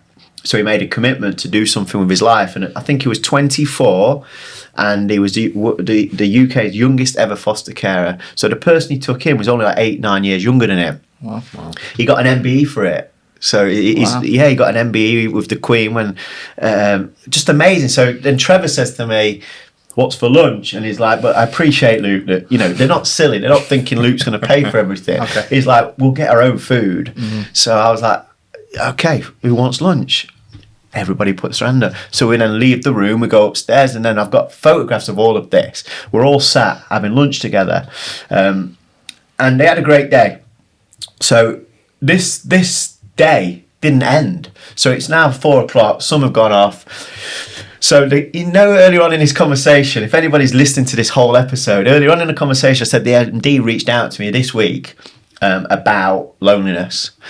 One of the guys that was in that room, a boozer, who's the CEO of Rictor Global, he was at that day, and he says, Luke, I've got to go for a meeting. I'm like, okay. He said, so see you later. he said, if you're still here later, do you mind if I bring back the guy that I'm meeting? Because I'd love that guy to meet you. Mm-hmm. That guy's the MD 7-8 years later that messaged me on Monday that I've done lots of work within his company. So with that guy's company, I've done loads of work for over the years, but it all because a boozer goes to a meeting, brings this guy back. This was 9:30 p.m. now, by the way, at night. I was meant to be going home. So is Boozer his name, or is that a nickname? His name. It's from Iran. Oh, okay, right. Yeah, AJ for short. He's got a great, compelling story. So AJ goes, has the meeting, brings the guy back. We're sat, and I can always remember, I don't know how I can remember these things, but the contact was sat, and he had a whiskey and ice, and he's sat next to me, and he's just chatting. He's like, what do you do then, Luke? I'm like, I enhance people's performance in all walks of life through how they think and how they feel. And I'm, okay, nothing. Week later, Luke, could have a conversation, and off it went. So that guy going for a meeting and bringing that guy back. I was still there at 11 p.m. 11 p.m. People were still there. One guy who was a CEO decided not to go home and got a hotel and stayed. So that, and I thought the next day when I woke up, that was a real thing that we created some great moments and opportunities there. And people stayed connected, went off, collaborated, did more stuff. So then what I did after that, I realised people wanted wisdom. People definitely wanted inspiration. People loved connection with people that understood. Because in that room, there was a lot of people that constantly got that striving, ambition, working towards, yet it's difficult at times. It's tough stuff that happens. That where did you go to talk about that? They all could relate. So it was a real environment of confidence that they knew what they shared stayed there. And it just grew. So then I did that, and then I thought, right, okay, I need to try and make some money back. So I did the event. It went really well, and people was like, "You're going to do it again?" And I was like, right, I will. However, we've got to charge, and because I'm not in a position to. And it was like, no problem. So I did the next one. 30 people came to the next one, and then it really took off. Then 30 people came for a full day, and it just grew. And it grew, and I started to do it more often, and then I've done small intimate ones with 30 people in coffee shops. We've done the bigger ones in these big business clubs, and then it got to a point now I thought, let's do an arena event. Let's do a theatre where all of these people get the opportunity to be in a room with these people from all different walks of life, all different chapters, all different stages, all different wants and needs and desires. Let's put them in a room in a theatre and host a bigger version of what I've just discussed, and let's see what happens. So this is me entering the unknown again, but I've burnt the boats because the arena's booked, and now I'm getting the guests going, I'll be there, just like I did 7-8 years ago. So the theatre event just doesn't come from let's do something tomorrow. It's like 7, 8, 9 years of progressively putting on things for others that have engrossed themselves, embraced it, immersed themselves in, that come to everything. That Jamie Morgan Hitchcock, he is one of the most successful human beings I've ever come across. I would state that he's been to more of my everything than anyone else. He doesn't need to. He's been to more of my seminars online, my in-person events than anybody else I think I know, and yet he's one of the most successful human beings I've ever come across. Now, I'm not saying he comes. I'm not saying he's successful because of me. He was successful way before me, but he loves being around great people. You very rarely see him write anything down, very rarely, but he contributes. He offers stuff. Through COVID, I did a session every single week. He was on there every single week.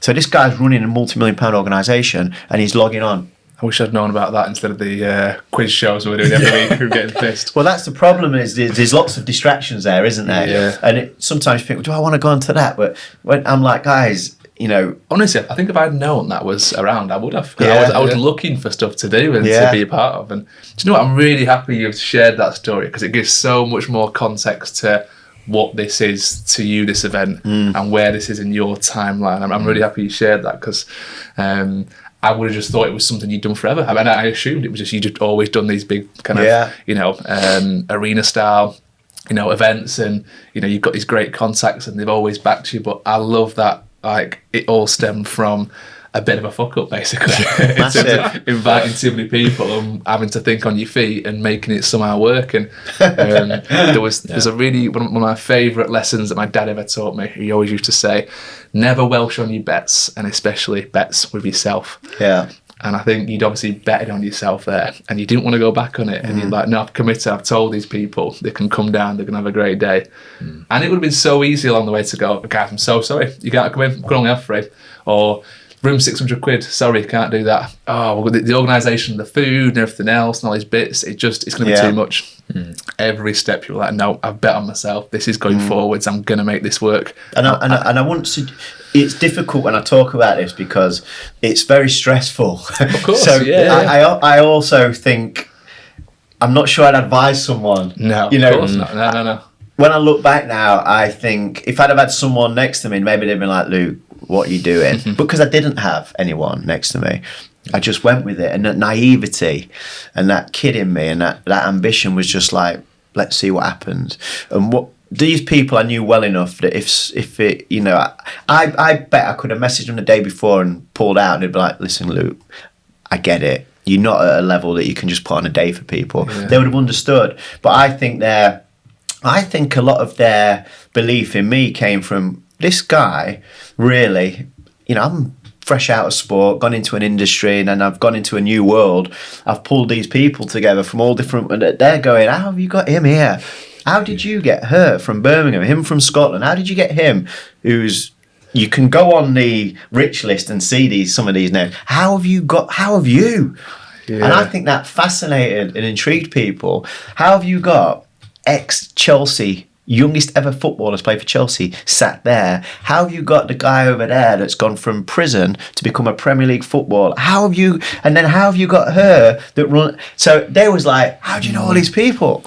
I bet that without you really knowing it, in the next chapter of your life post-sport was actually your make or break moment, wasn't it? Really, if you think back to it, it was the moment where people went, what else can you do? And then you proved, I can put on events, I can do this, I can connect people. And yeah, very easy to kind of see why you do what you do now. And maybe it sparked a passion in you at some point. Well, what I love is the aftermath. Yeah. You know, I love the day. I have a great day. I personally love the day. I do it because I love it. I want to be around these people. And then things that come off the back of it for me was just like mind-blowing. Yeah. Absolutely. If we equated opportunities, if I sat and wrote a list, and this isn't the reason that I've ever done it, so it was never a strategic, do this event, we might generate more business. It wasn't for that. Yet that is a byproduct of being in the right environments. People that see you, feel you, get you, want what you've got. So if I wrote down a list, I think it would blow my mind of that courage there, of where it took me. Hence why I believe in backing yourself. That's why I say to people, invest your time, energy and some money to be in these places, because I promise you, it does work. You'll still lose along the way and you'll still have bad days and things still won't work in your life, but you've got a better chance when you've got these people around you. And I remember being on the train to that event in London, knowing that I couldn't afford that bill. But an invoice was paid on that very day that meant by the 11 o'clock at night. And if people had wanted to leave at 5, I had to pay the bill at 5. I couldn't have paid it. So I'd have been in a real awkward position then. Because all I'm thinking of, if I can't pay this bill, Jamie has recommended me. So I felt more embarrassed really for him recommending me that can't pay this bill, because it was all paid as you arrive. And at the end of the day. So I know I've got a 2.5k bill to pay because people are having drinks and food, and all I'm doing, and I remember it, I kept going to the toilet and checking my bank. Kept checking. So at the event you were checking? I was checking I was going to the toilet, locking myself in and checking, because I knew that day I was due to be paid. So I knew with a bit of optimism that if they do pay, that they've meant to pay me, I'm all right. Okay. But people don't always do that, do they, for obvious reasons? It's a really stressful situation because you're in a room of people who a lot of that money doesn't really mean that much to them. And you're put on this event and you're trying to like impress and schmooze and get them in conversation with the people and facilitate that. And then you're in this very juxtaposition where you really, if it all don't go well, can't afford this facility. I'm confident it's not from like the way that Ryan almost expressed that, then anyone who's just tuned in, that can almost sound like a little bit egotistical, can't it? Like I'm smoozing, I'm hosting, but actually this opportunity came from naivety. You've said it yourself. It's that childlike naivety where you go, yeah, I'll invite 14 people. Yeah. I'll not check if there's space. I can't help but feel like more people don't necessarily need to take risks that big. Like you said, you don't recommend it. But you just never know. Yeah. You never, ever know. And a key word that you've said today, Luke, is sacrifice. Yeah. And I just want to zone in on that a little bit, because we've spoken about what's not worth sacrificing. Like, what is worth sacrificing to you? Because we've gathered it's not reputation. It's not your morals, your values, your ethics. You were willing to sacrifice $2,500 for that event. Is there anything that you are willing to sacrifice? Well, the word that you used there is really important. You know, when you talk about sacrifice $2,500 for the event, there weren't ever a part of me that felt it was a sacrifice. I really believe it was an investment. Yeah. And I didn't have it, but I knew this day goes well. Where could it go? Yeah. Where could it go? Where could it take me? And I've always been a dreamer. So I've got that ability to think past my current situation. And as I'm going in the toilet, I can remember it so vividly, just going onto the banking app, just hoping. But the feeling when that went in, that payment, knowing that now I can cover this day. And the thing about me, Brad, is I've never been a pretender. So those people in that room, they weren't looking at me thinking, wow, Luke's this superstar, multi-millionaire who can afford, like, they weren't, because I tell the truth. Because if I don't tell the truth, I'm misleading. And they all know me. Some of them know me 20 years, so they know who I am and where I'm at. And I'm honest with them. And I tell them, I didn't say to them, by the way, guys, I don't know if I can pay the bill today. I didn't go to that depth. But I'm very honest when I go, this has been a challenge for me to create this. And I felt it because I want it to be a great day for you. And I also want to provide a wonderful moment. The sacrifice was... I don't think there was a sacrifice in that, and I wouldn't be sat here doing what I do if I didn't believe in betting on yourself and backing yourself, because I don't want to be that guy that talks a lot and doesn't do anything. When I talk, that's why I ran 100 miles, because if I can do that, what else? So all these little things, yes, sacrifice is in there, but I think a great question to ask is what I'm working towards worth anything that I'd class as a sacrifice? And a sacrifice might be time with people because you're out running 4 hours. So then you've got a question, can I pick up that time elsewhere? Can I run when everyone's asleep? So you're always looking at a limited amount of sacrifice as possible, so other people don't begrudge what you're working towards. And I have sacrificed lots of like alcohol you talked about earlier. I've not drank for 6 years. Some might say it's a sacrifice. I'm like, no, it's not. It's the best thing, because it was slowing me down. So the way I look at my life and the thing is that in front of me going to enable me to get where I want to get to as fast as I can? If the answer's yes, I'm taking that opportunity. If the answer's no, I'm not. It's a really easy way to do it. If that glass, is that alcohol, beer, going to help me become better at sharing words of hope, optimism and inspiration? Might be for 30 seconds when I'm drunk, but then the next day it's going to be horrific. No, the answer is no. And I've become very good at just yes, no, yes, no. Is spending time with that person going to be valuable to them and to me? Yes, no. Easy decisions all the time. Do I enjoy Ryan and Bradley's company? Do I want to be on their podcast? Yeah, I do. I'm going. So I don't really feel like I make any sacrifices, really, because it's all for benefit of something greater. And that might not be greater today, but it might be better tomorrow. It's like a lot of people that invest money. They could have a Porsche outside, but instead they invest it. It's not a sacrifice. That's a clever decision. So I don't know. I mean, what sacrifices do you two feel you make? Or do you see them as sacrifice? I don't know. No, I think, again, it's quite a heavy word, isn't it? Sacrifice. And I feel like a lot of people can take a lot from just reframing the question. Like you said, you very rightly just said, well, I don't really see it as a sacrifice. I just see it as a reframe. Like, I am willing to run when everyone else is asleep. But, I mean, to answer your question, sacrifice-wise, again, it's time. Yeah. It's time where you think, well, if I want to give my family an amazing life, there is going to be times where I have to take myself away, do the work, and come back. Because otherwise, if I spend all my time with them, and actually don't allocate the time to building the life or the business, whatever it is, I'm not going to be nice to be around, because I feel this sense of unfilled potential. So it's trying to strike that balance. I don't know if you can relate, Ryan. Nail on the head for me and all that. Yeah, I think there's 3 pillars. Well, there's 2 pillars, I think, when you first start getting into work in your 20s, which is social life and work, isn't it? That's your 20s to like a T. And then once you have a family and you've got a child, then you've got 3 pillars now: social life, work, and family. And then one starts to crumble very quickly, which is your social life. And then that might be, again, for me, why I think the alcohol's been quite easy to knock on the head. And coming back to what you said, it is, I've never really phrased it like that, but it's not a sacrifice of alcohol. It's an investment in me, an investment in my family as well, because the amount of times that I'd be like hungover on a Sunday with a little one, not wanting to be there at all, just wanting to be in bed. That's not me investing into my family. That's me, investing into myself and being quite selfish with it, if I'm being honest with you. So, it is really, to a certain degree. Speaking of selfish, we've not actually thanked you, Luke, for having us for this event.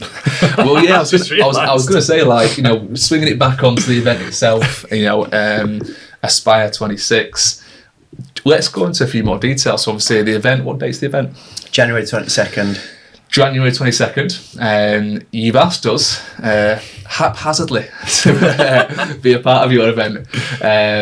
We've obviously had some little calls around how that's going to work and logistics and stuff, but I guess to summarise that, the idea was to maybe do like short form podcast on the day, which we're very excited for. I think it'd be really cool. Inspiration pod.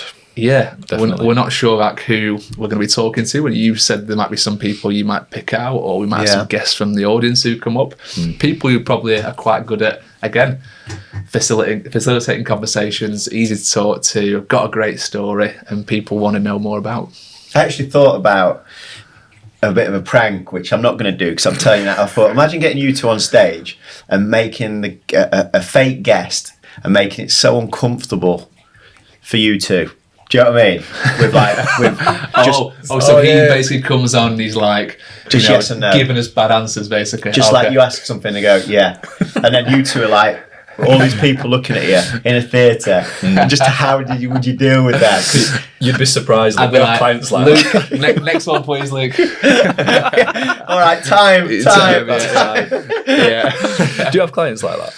Oh, yeah, absolutely. I've had a few in the past, and it is difficult, but imagine that with an audience. Oh, God, yeah. Oh, yeah, because the person as well, the funny bit would be we'd give him a big up. This guy has done all of this, so you two are thinking this is going to be outstanding conversation, and then them getting them to just be really awkward with you, which I wouldn't have done. That's a proper stitch up. It would have been back to my childlike mischievous. It would have been funny to watch. Should have got comedians to like switch it or something. Just get someone in, start giving us banter and put us on the back foot a little bit. If it actually happens now, by the way, we know that someone's just got stage fright. Correct. Yeah. so it's not a prank. It's for real. Okay. So the idea behind this was, so I like the creativity and the excitement. I love the anticipation of the unknown.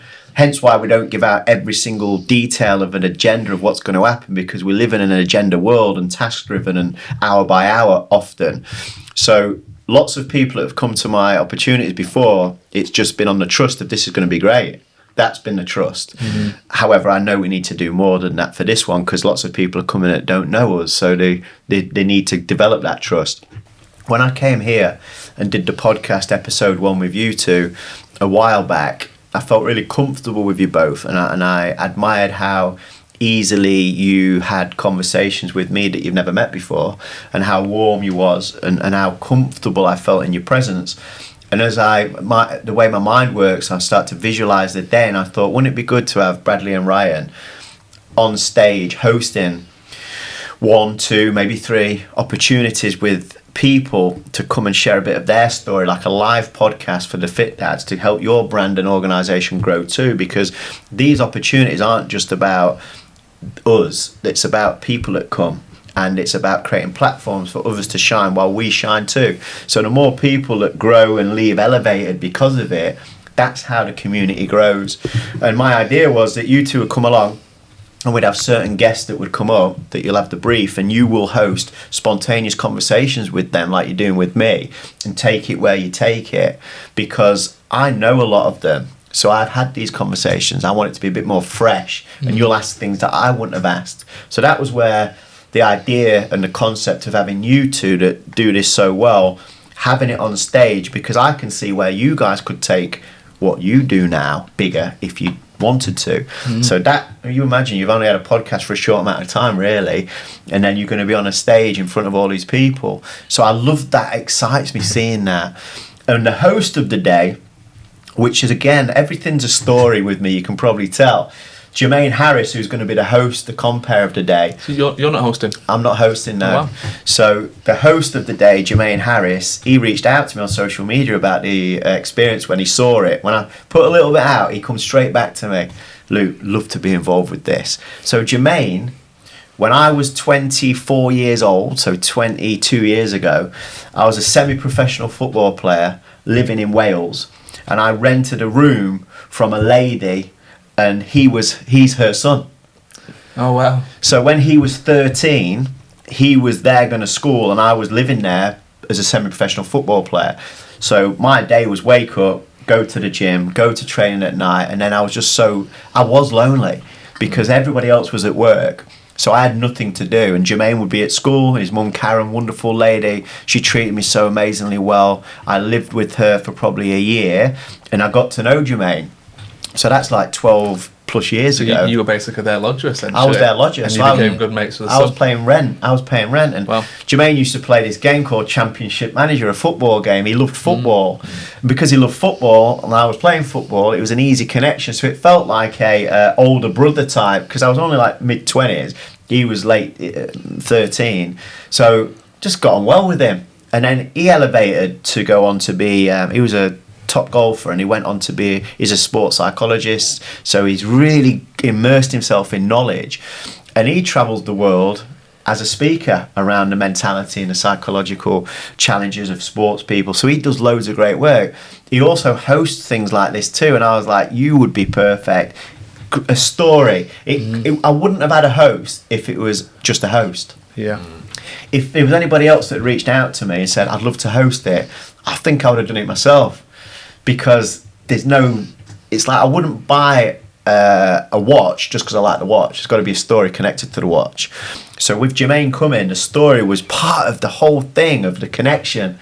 Yeah. I've stayed connected with him. I've not spoke to him for a long, probably once or twice in 10 plus years. But for him to feel compelled to reach out, I was like, yes. The answer was yes straight away. It was like, in my mind, I didn't tell him, but it was yes.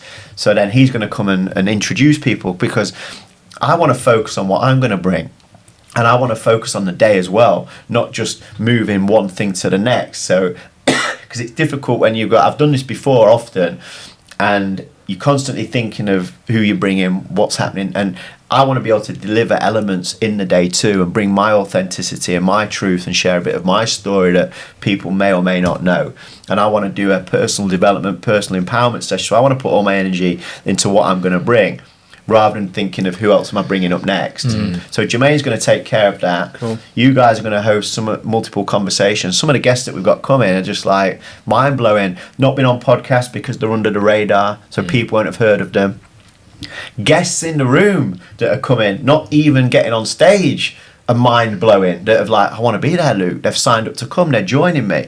Some friends, some family, some successful ex-sports stars that you're going to be like, wow. You're talking about world champions. You're talking about Paralympians that have won medals.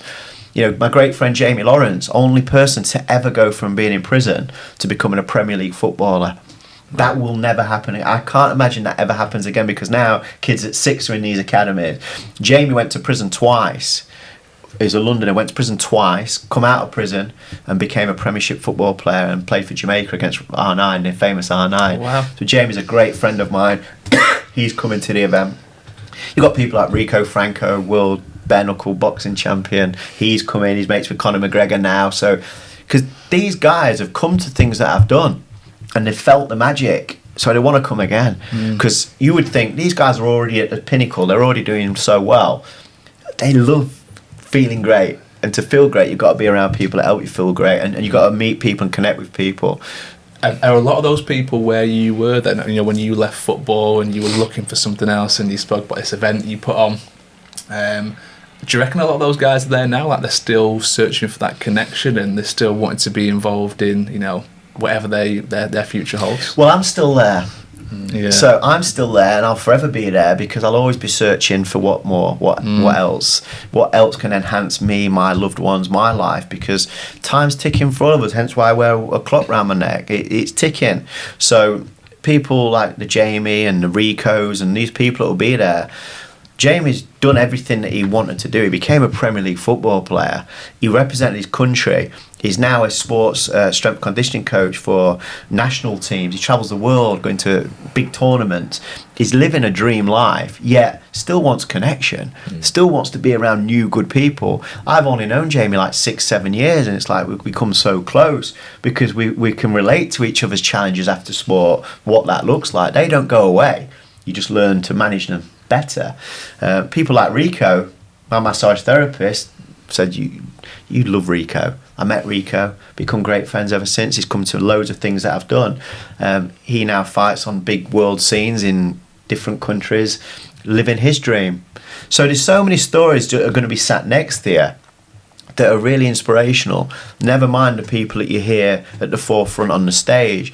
But I think what's really important for people to understand is that it's not about what people have done. It's about who people are that's the key to this.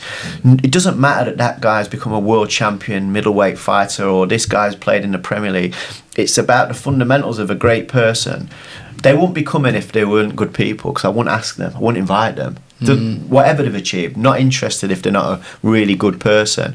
So the people who are coming at the core are really wonderful people that love to help other people too. They really do. And when you're around that, you become a real force. You become an unstoppable force, because you alone cannot get to where you want to get to alone. You've got to be around these people that telling him, her about you. That's where you get clients from, recommendations. That's why our arena will have people in, because you've told you and she's told him, and off you go. So you have to be able to put the message out there in a way that cascades good vibes, because people need more of that. I'm excited for it. My children will be there. Oh, great. I want them. My big goal for me is to open the door to my kids being in the room. A successful entrepreneur that messaged me the other day, he's bringing his 16-year-old son. He wants him in the room. So he's going to come on stage. He started with a van 7-8 years ago, him and a van. He's now got a £10.5 million a year business. But he wants his son in that room, because he's going to come on stage and share a bit of his story. He wants his son on there. So you think these kinds of environment, the power of this movement is incredible. However, what people must not be put off by is, I've not done any of that, so why am I worthy of being there? It's not about that. You might come there and just learn something or enjoy your day that helps you in an area of your life that you never even knew of. Because you can't nobody walks into these rooms writing down exactly what they're going to get. I did not know every one of these opportunities. I've never ever been able to preempt what I'd leave with, but I've left with so much. And every event I've been to, when I've been a guest, some of them haven't been brilliant. I've always left with something that was worth my time. And some people, really great challengers, people will say, I haven't got time, can't afford it, it's a long way.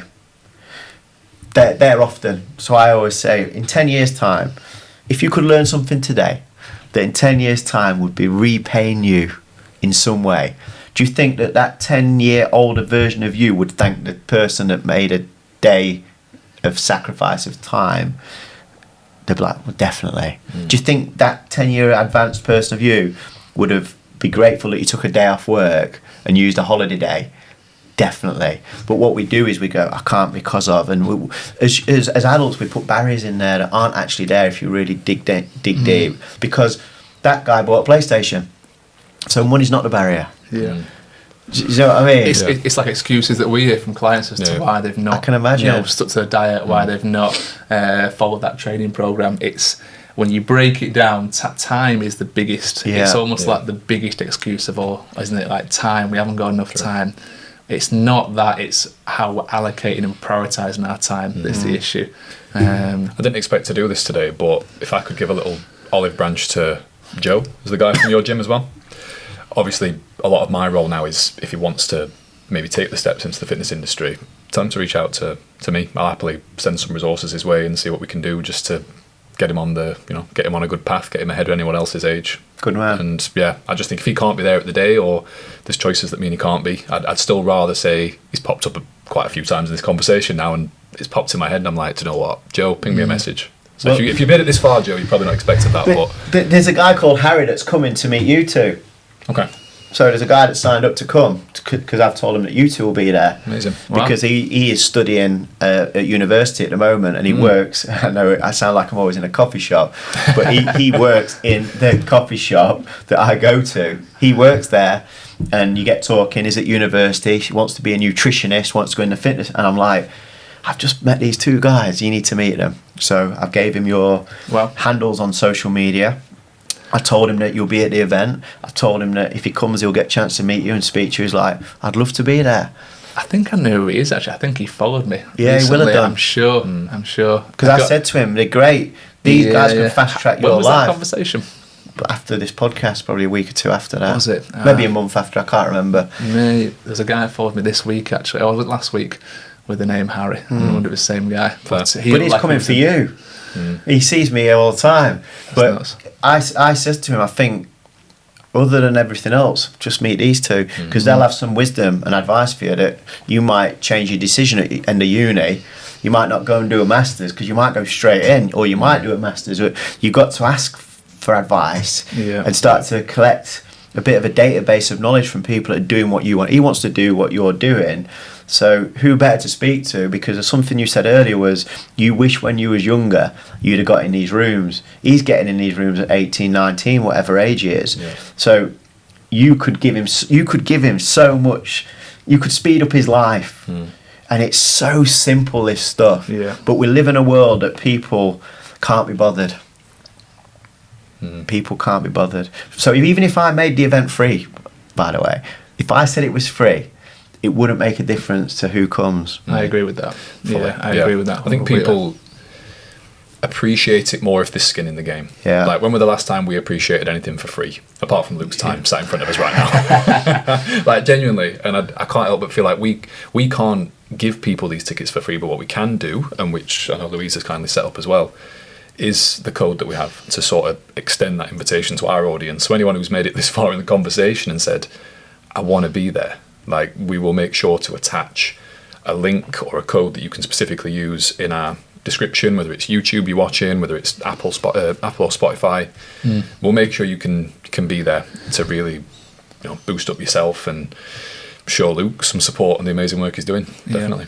We obviously, we can't thank you enough, because for what we do specifically in everything, the work that we do with our clients and our coaching businesses, but probably more so for the podcast, actually, in terms of getting in those rooms and facilitating those conversations. We're always on the hunt for interesting people to talk to. And the same way, like, we put their stories and conversations out there, there's a massive part of us deep down that's like, we love absorbing their stories and their energy and their motivation and their wisdom. That's one of the underpinnings of the podcast. It's like, we're getting so much from this as well. And to be in a room where it's like, that on steroids, essentially, talking to people, making conversations, potentially having future guests lined up from that. We can't thank you enough for that. It's honestly, it's a phenomenal opportunity. I'm excited to see you both there. I'm going to start definitely getting fitter, leaner, and I'm going to get some arms. I'll send you home with them kettlebells, mate. We might post that online at some point. You doing the Bulgarian bag kettlebells. I'm going to make a commitment. I'm going to be doing bicep curls often, because I'm sat next to you thinking, I'm definitely not taking my hoodie off. Not comparisons a thief of joy, but my arms, look at you two, look great. You're just brilliant people, and we want brilliant people there.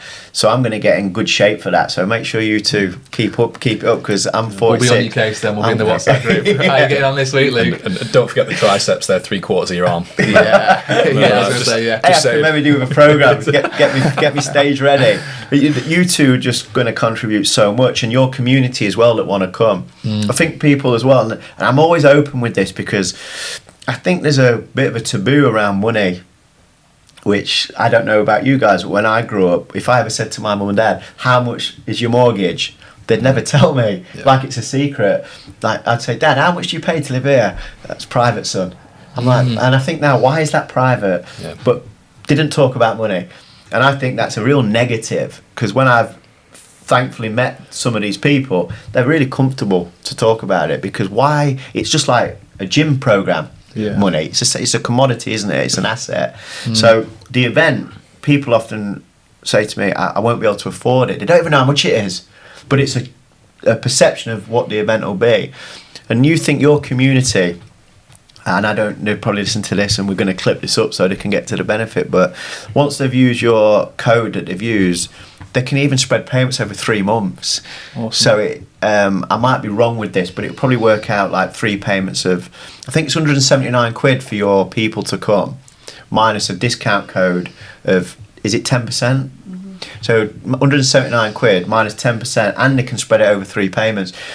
So you can't make it easier than that. Well, I've done all that I can to make it financially accessible to as many people as I can. And we've had people, and I say this openly, if people really want to come, and that's a challenge financially, just drop us a message and talk to us, and we'll help you even more than that. If you need to, we will. Because I couldn't get in these rooms at the beginning. I had to find a way. I had to have Jamie signing me in to his day. I had to have that. And I don't want people to go, I can't come because I can't afford it. I say to everyone, remove the financial barrier, because I'm removing it for you. Yeah. I'll help you in every way. And often then what I get is another barrier, because really the money is something to say no to. So I'm like, if you say no, no problem. If it's not for you, no problem. If money is the legitimate reason that you're contemplating not coming, we'll remove it. Is there any other barriers? No. Cool, see you there. And we set it up over a period of time that really helps them. So 3 months, but we've even said some people 6 months. Because if that's the barrier for you coming and changing your life, I don't want that to stop you. Because all of us have grown up, I'm generalising here, but lots of us have grown up with not lots of financial opportunity as kids. So I want to make sure that nobody can't come because of money. Hence why we've got places sponsored for youngsters coming. So brilliant. I'm really love that you're doing that, because it is such a big barrier for a lot of people, but it's tricky when we have consultations, and I'm not sure if you're the same with this, where you see someone and you have an amazing chat with them, and they're dishing out their life story, and they want this really bad. They want to lose weight, they want to get in shape, they want to turn their life around, they're bouncing off the back of some very personal issue. And then you mention the price, and they're like, I can't afford it. And you kind of feel the pain, because they really want this. And I guarantee there are people that really want to come to this event, but they're just worried about that payment. So to offer someone that kind of payment plan is really nice for you guys, because you know how beneficial this will be for them. And I've also said, which is even more trusting, I've said, listen, I'm not going to chase you for your payment either. If you don't pay, that's you. Okay. That's, no problem, that's you. Because I believe in, if somebody's helping me like that, you want to make sure that you stick to your commitment, don't you?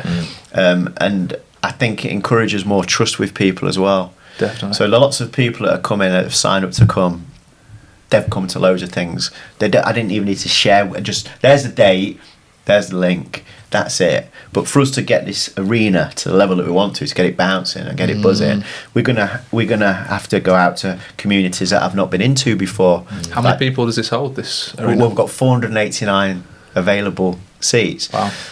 I don't know how many we've sold. I've stopped asking Louise, because you get obsessed with it. And it's the same thing with everything, that people wait until it gets closer.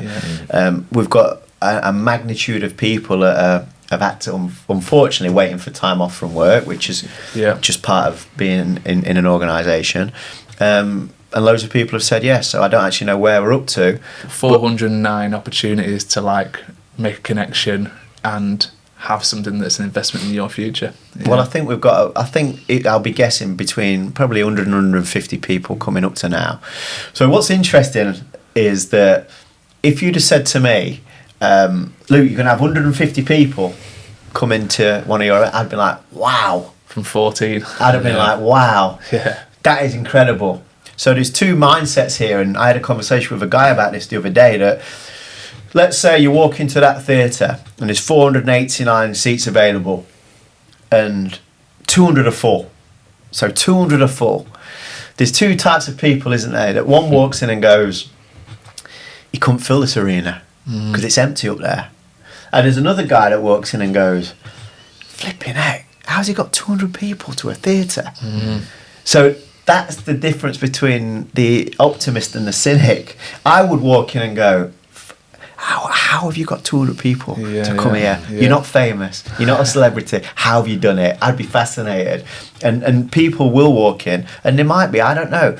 Whatever happens, I'll be there. So, like, however many, it's like the boats and we'll be there. So. Yeah, you'll be there, and you might be interviewing me all day. But the guests are going to be there. We've now got to really get the message out there to the communities of what a great opportunity it is for them to have a great day, learn a few things, and just to be inspired about what's to come for them, and put things in place that the action that comes after is really inspires me. And it'd be good to track people's stories after you come to that. Agreed. And I've got videos. If anybody's thinking about this, we've got videos of literally a guy sat with me like this that came to one of these events in London that I'm telling you about. 6 months later, sat there. I said, how did it go from last time to this time? He generated £250,000 in extra sales from people in that room. Wow. Isn't that mad? An extra £250,000 in sales from people in that room that wanted what his business offered. Now, not everybody comes and does that, because not everybody's there with a product or a service. Some people are there to learn the wisdom, which is potentially worth more than £250,000 over your lifespan. He had just a great... And another guy in there, he had a recruitment business. He generated an extra £600,000 over the next 12 months from that event, because he was sat next to a guy called Chris Burnett. Chris Burnett rang him up and said, I need people, quick.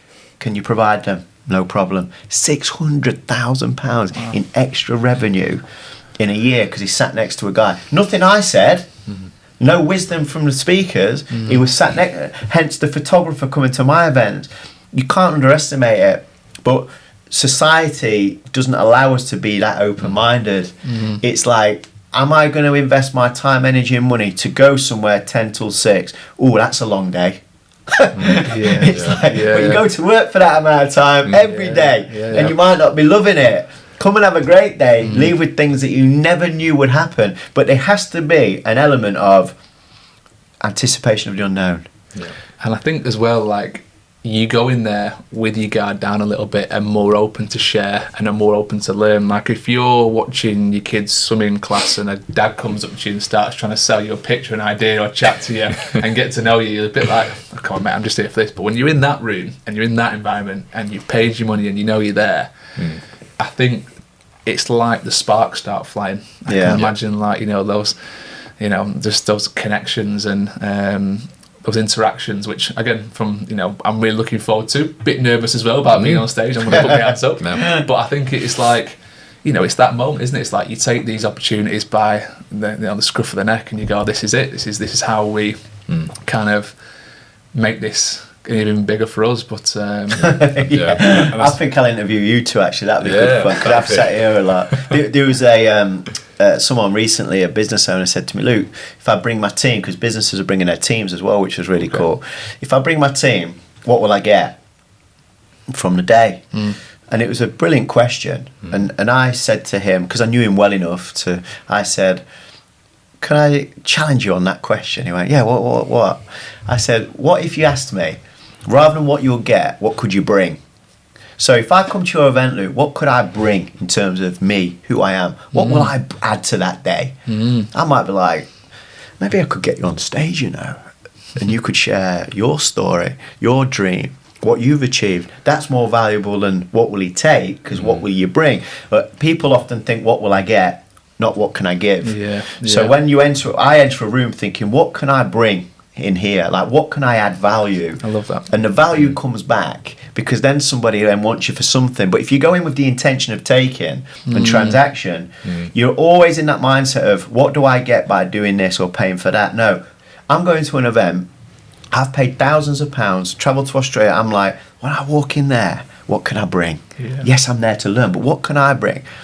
I can bring me, I can bring my energy, I can bring my enthusiasm, I can bring my stories. And when you immerse yourself into opportunities, it's what can you bring, not what can you take. I think you get way more from it anyway. So I said that to him. I'm like, could you ask me, what could you bring?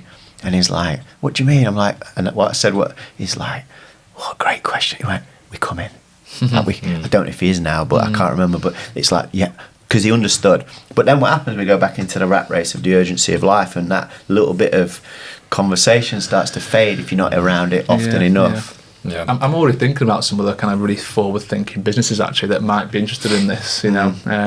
Even like you said, just to get them in a room, whether it's ex-podcast guests from us. So if there's any ex, you know, guests who we've had on who maybe think, do you know what, I'm an ambitious person, I want to be there. And just to piggyback on what Luke said about what can you bring, it's a very meta this, but it's one of my closing comments, I suppose. But I once went to an event that was about networking, so it was very meta. And they said, right, anyone who's really nervous about networking, you're probably approaching it wrong. You're thinking, I need to come there and tell everyone about what I do. Yeah. Whereas actually, you spin it on its head. You start asking questions. You say, what can I do to help? And all of a sudden, that's how I can tell if someone's a really, really good networker, because they rarely talk about themselves unless they're asked. Yeah, that's a great point. Yeah. So I think people who are great at conversation do that as well. Yeah. The best conversationalists are the ones where they make you feel comfortable enough to open up about themselves, and it all comes from key questions, not them just saying, this is what I do. Yeah. They're the most endearing people as well, I think, and that's probably why the networking is so good for them, because they're opening the questions for other people to answer rather than them just telling you everything on a blank slate. Here you go, you know. That's why we never call it a networking event. Yeah. Because people all of a sudden think about passing a business card over a table. And it's connection. Networking's connection. Yeah. You know, what does it like networking? It makes me feel uncomfortable. I'm immediately repelled by that word. Immediately, I wouldn't really put myself in a room where I was there to network.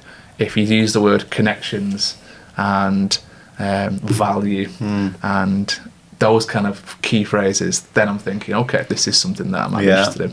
And that's the beautiful way of approaching it. So Jamie, who I talked about earlier, that on amount of calls that he's done, nothing for him, to help other people off the back of him being on his webinars when I was doing them in COVID. He had multiple one-on-one Zoom calls with people.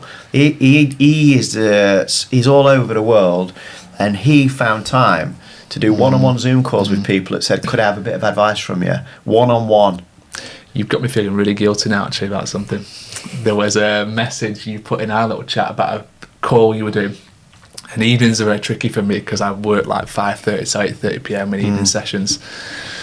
And you said, there's an event on Thursday, can you be there? And I was like, I've got a couple of sessions booked in. Really, my thought should have been, how can I move those around? How can I get myself there? What was the... I created the excuse, and I've been thinking about that the whole podcast actually, and worrying that you were going to bring it up at some point. But it does. It makes you look internally, because it's so easy to go, right, you know, we are going to this and this and this, but what am I not going to? What am I not saying yes to? Yeah. What else could I do to be better in that respect? So I remember. In my mind, I was thinking, just come on for the last half an hour then, but it's like. You sometimes got to leave it, because I don't want people to think I'm putting pressure on them to come to something that's beneficial for them. I'm doing it for free. And do you know what? I really appreciate that. Actually. I was worried that you were gonna maybe try and push it a little bit more and say, can you rearrange, or you know, I'm happy to kind of, you know, do something later on. And it is tricky sometimes after a couple of sessions. You'll know that in the evening, your brain's fried. You just want to sit in front of the TV. 100%. I understand that though. Yeah, so I get it. What I love is when someone gets it themselves without me having to. So like you've reflected now, and no matter how tired you are, you'll be like, I've got. And what happens? It's like a gym session you desperately don't want to do.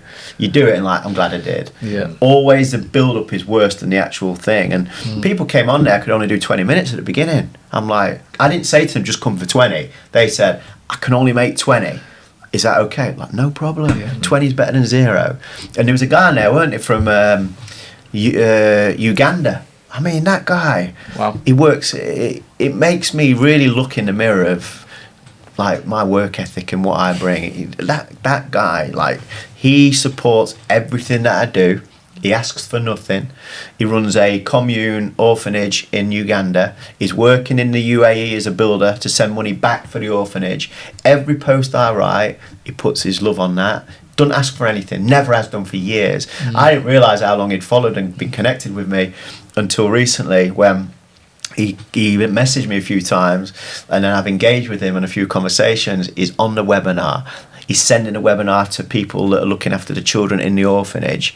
He's just the most like, Luke, can send me the link. I want to send it to people. We can use this stuff for the kids in the orphanage. So he wants to teach what he's learning to those children. Yeah. And that mentality blows me away. It like inspires me so much that I would do the webinar just for him. We have to hire a coffee shop, probably £100.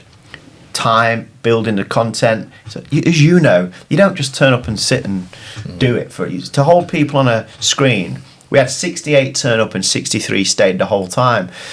You know when it's not going well because if numbers drop really quick. Back in the day in COVID, your numbers would drop quick. I'm like, why are they going? But it's difficult for a screen to create the energy. Of course. So, but what I did, Jamie, saviour again, what a guy. He came on for a bit. He spoke for a bit. Gary came on, who I met in London when he was working in a big finance business. It's now a sports agent. Young Jack asked the question, and it felt like I was with them through a phone. Yeah. Hence why it went so quick and so smoothly. So I think that like what you did there, the way I overcame that would be what we said earlier. The opportunity comes in. Is this going to help me in my life? Yes or no? No. I'm not coming. Could this help me in my life? Yes, it could. I'm going to make the effort. Because on there's 63 people that want to be healthier. It's your audience. And there was a PT actually called, is it Adam Cook? Adam Cook. He was on there. Lady on there was on there. Lady messaged me straight after saying, do you know any PTs? She goes to the gym. I know them both. He's a PT in the gym she goes to. I said, here's Adam's number. Yeah. I don't know where it's gone. But next day Adam was like, thanks for that, Luke. I don't know if it's turned into work. But so now it's not a coincidence that as soon as he got his wages, he paid to come to the event, is it? Because I'm like, listen, your clients are in that room. They need you. Yeah. Be in the room. And he's like, I get it now. Because he's seen it, it's happened, he's felt it. But it's too easy sometimes to say no to something without even venturing of what that could look like. Yeah.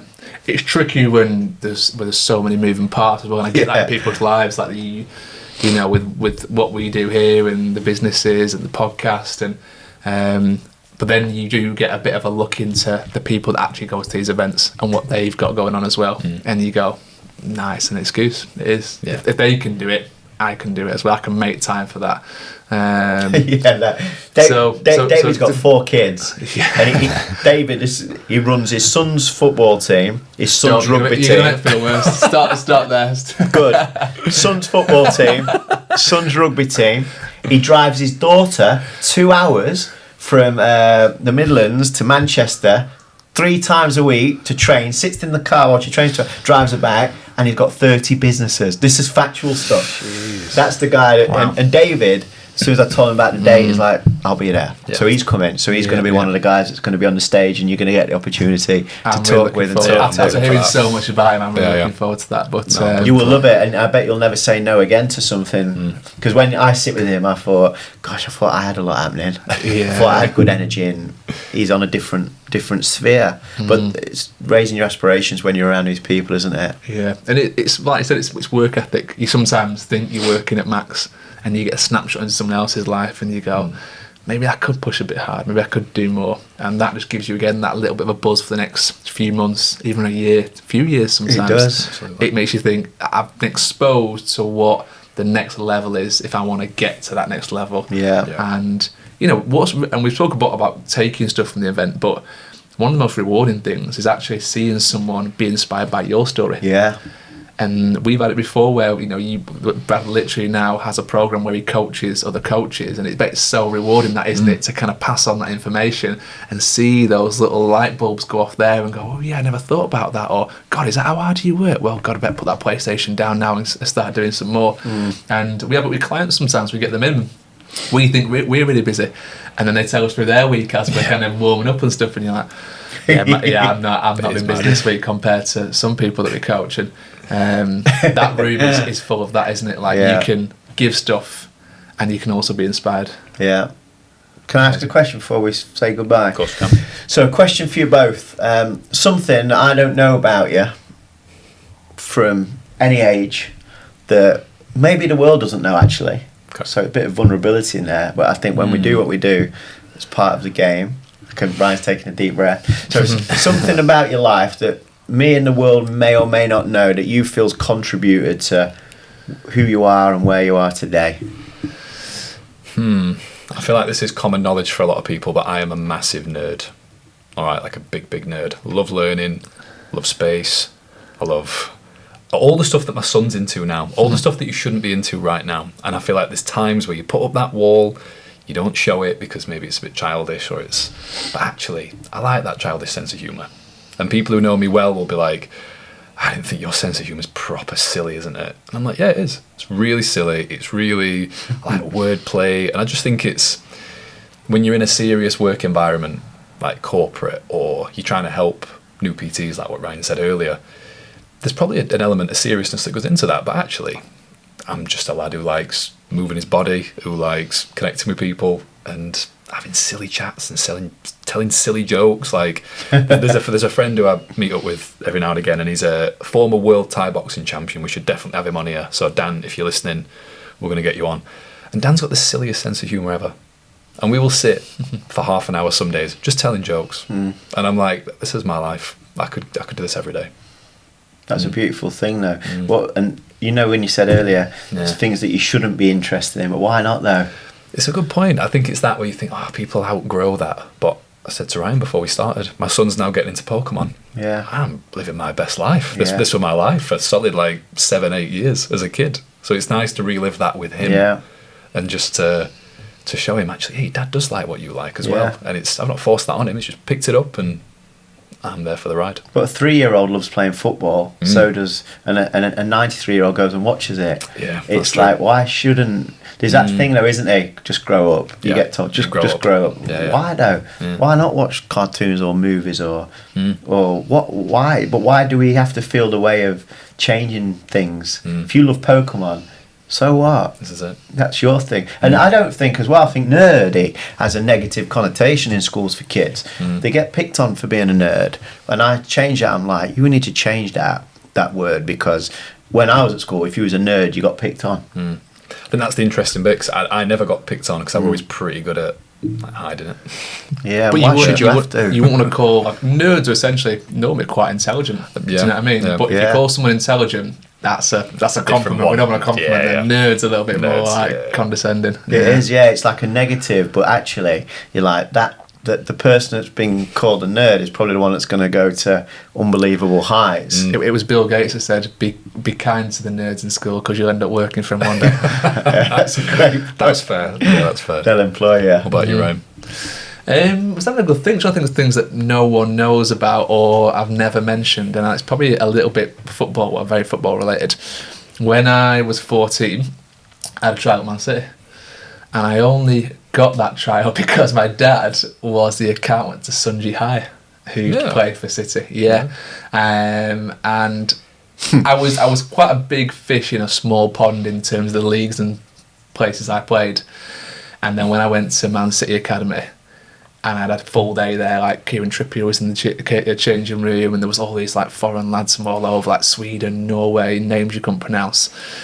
And then it was wow, the standard was just insane. And if I didn't put the ball quick enough or sharp enough into their feet, it was you're not going to make it, basically. And it was so, I remember just getting my pants pulled down, essentially. We had a 5-on-5 game, and lads were just running rings around me.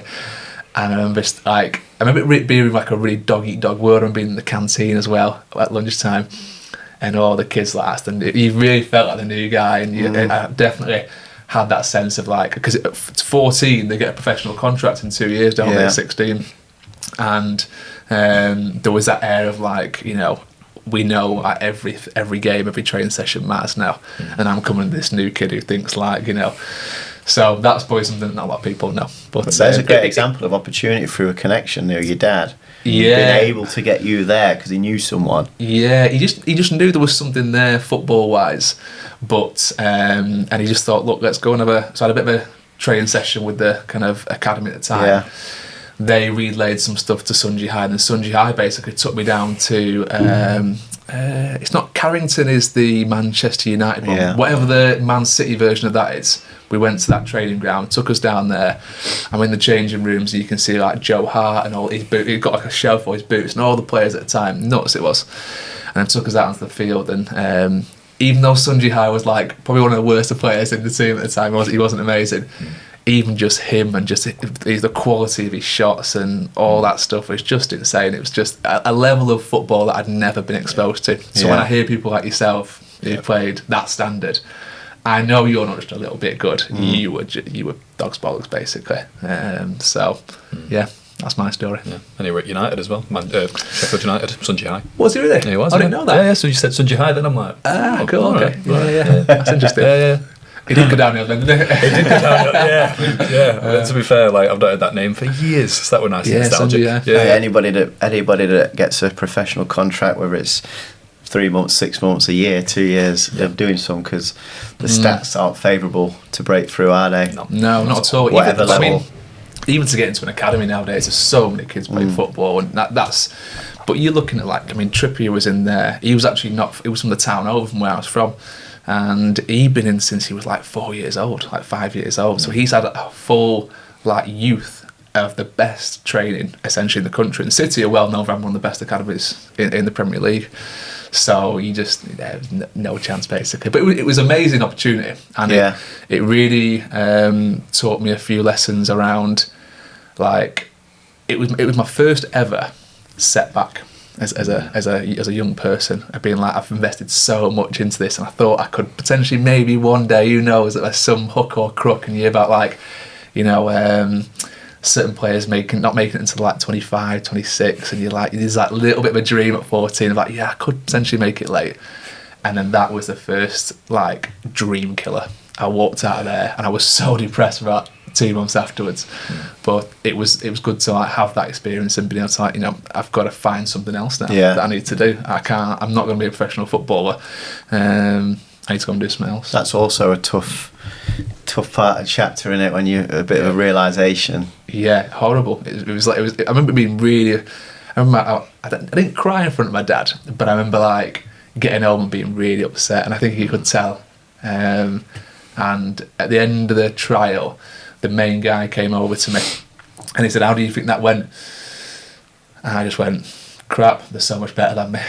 I don't think my dad was expecting me to say that. Yeah. My dad just literally come out the car park with the guy, and the main guy asked me, and he said, it was different standard for sure. You got exposure to that.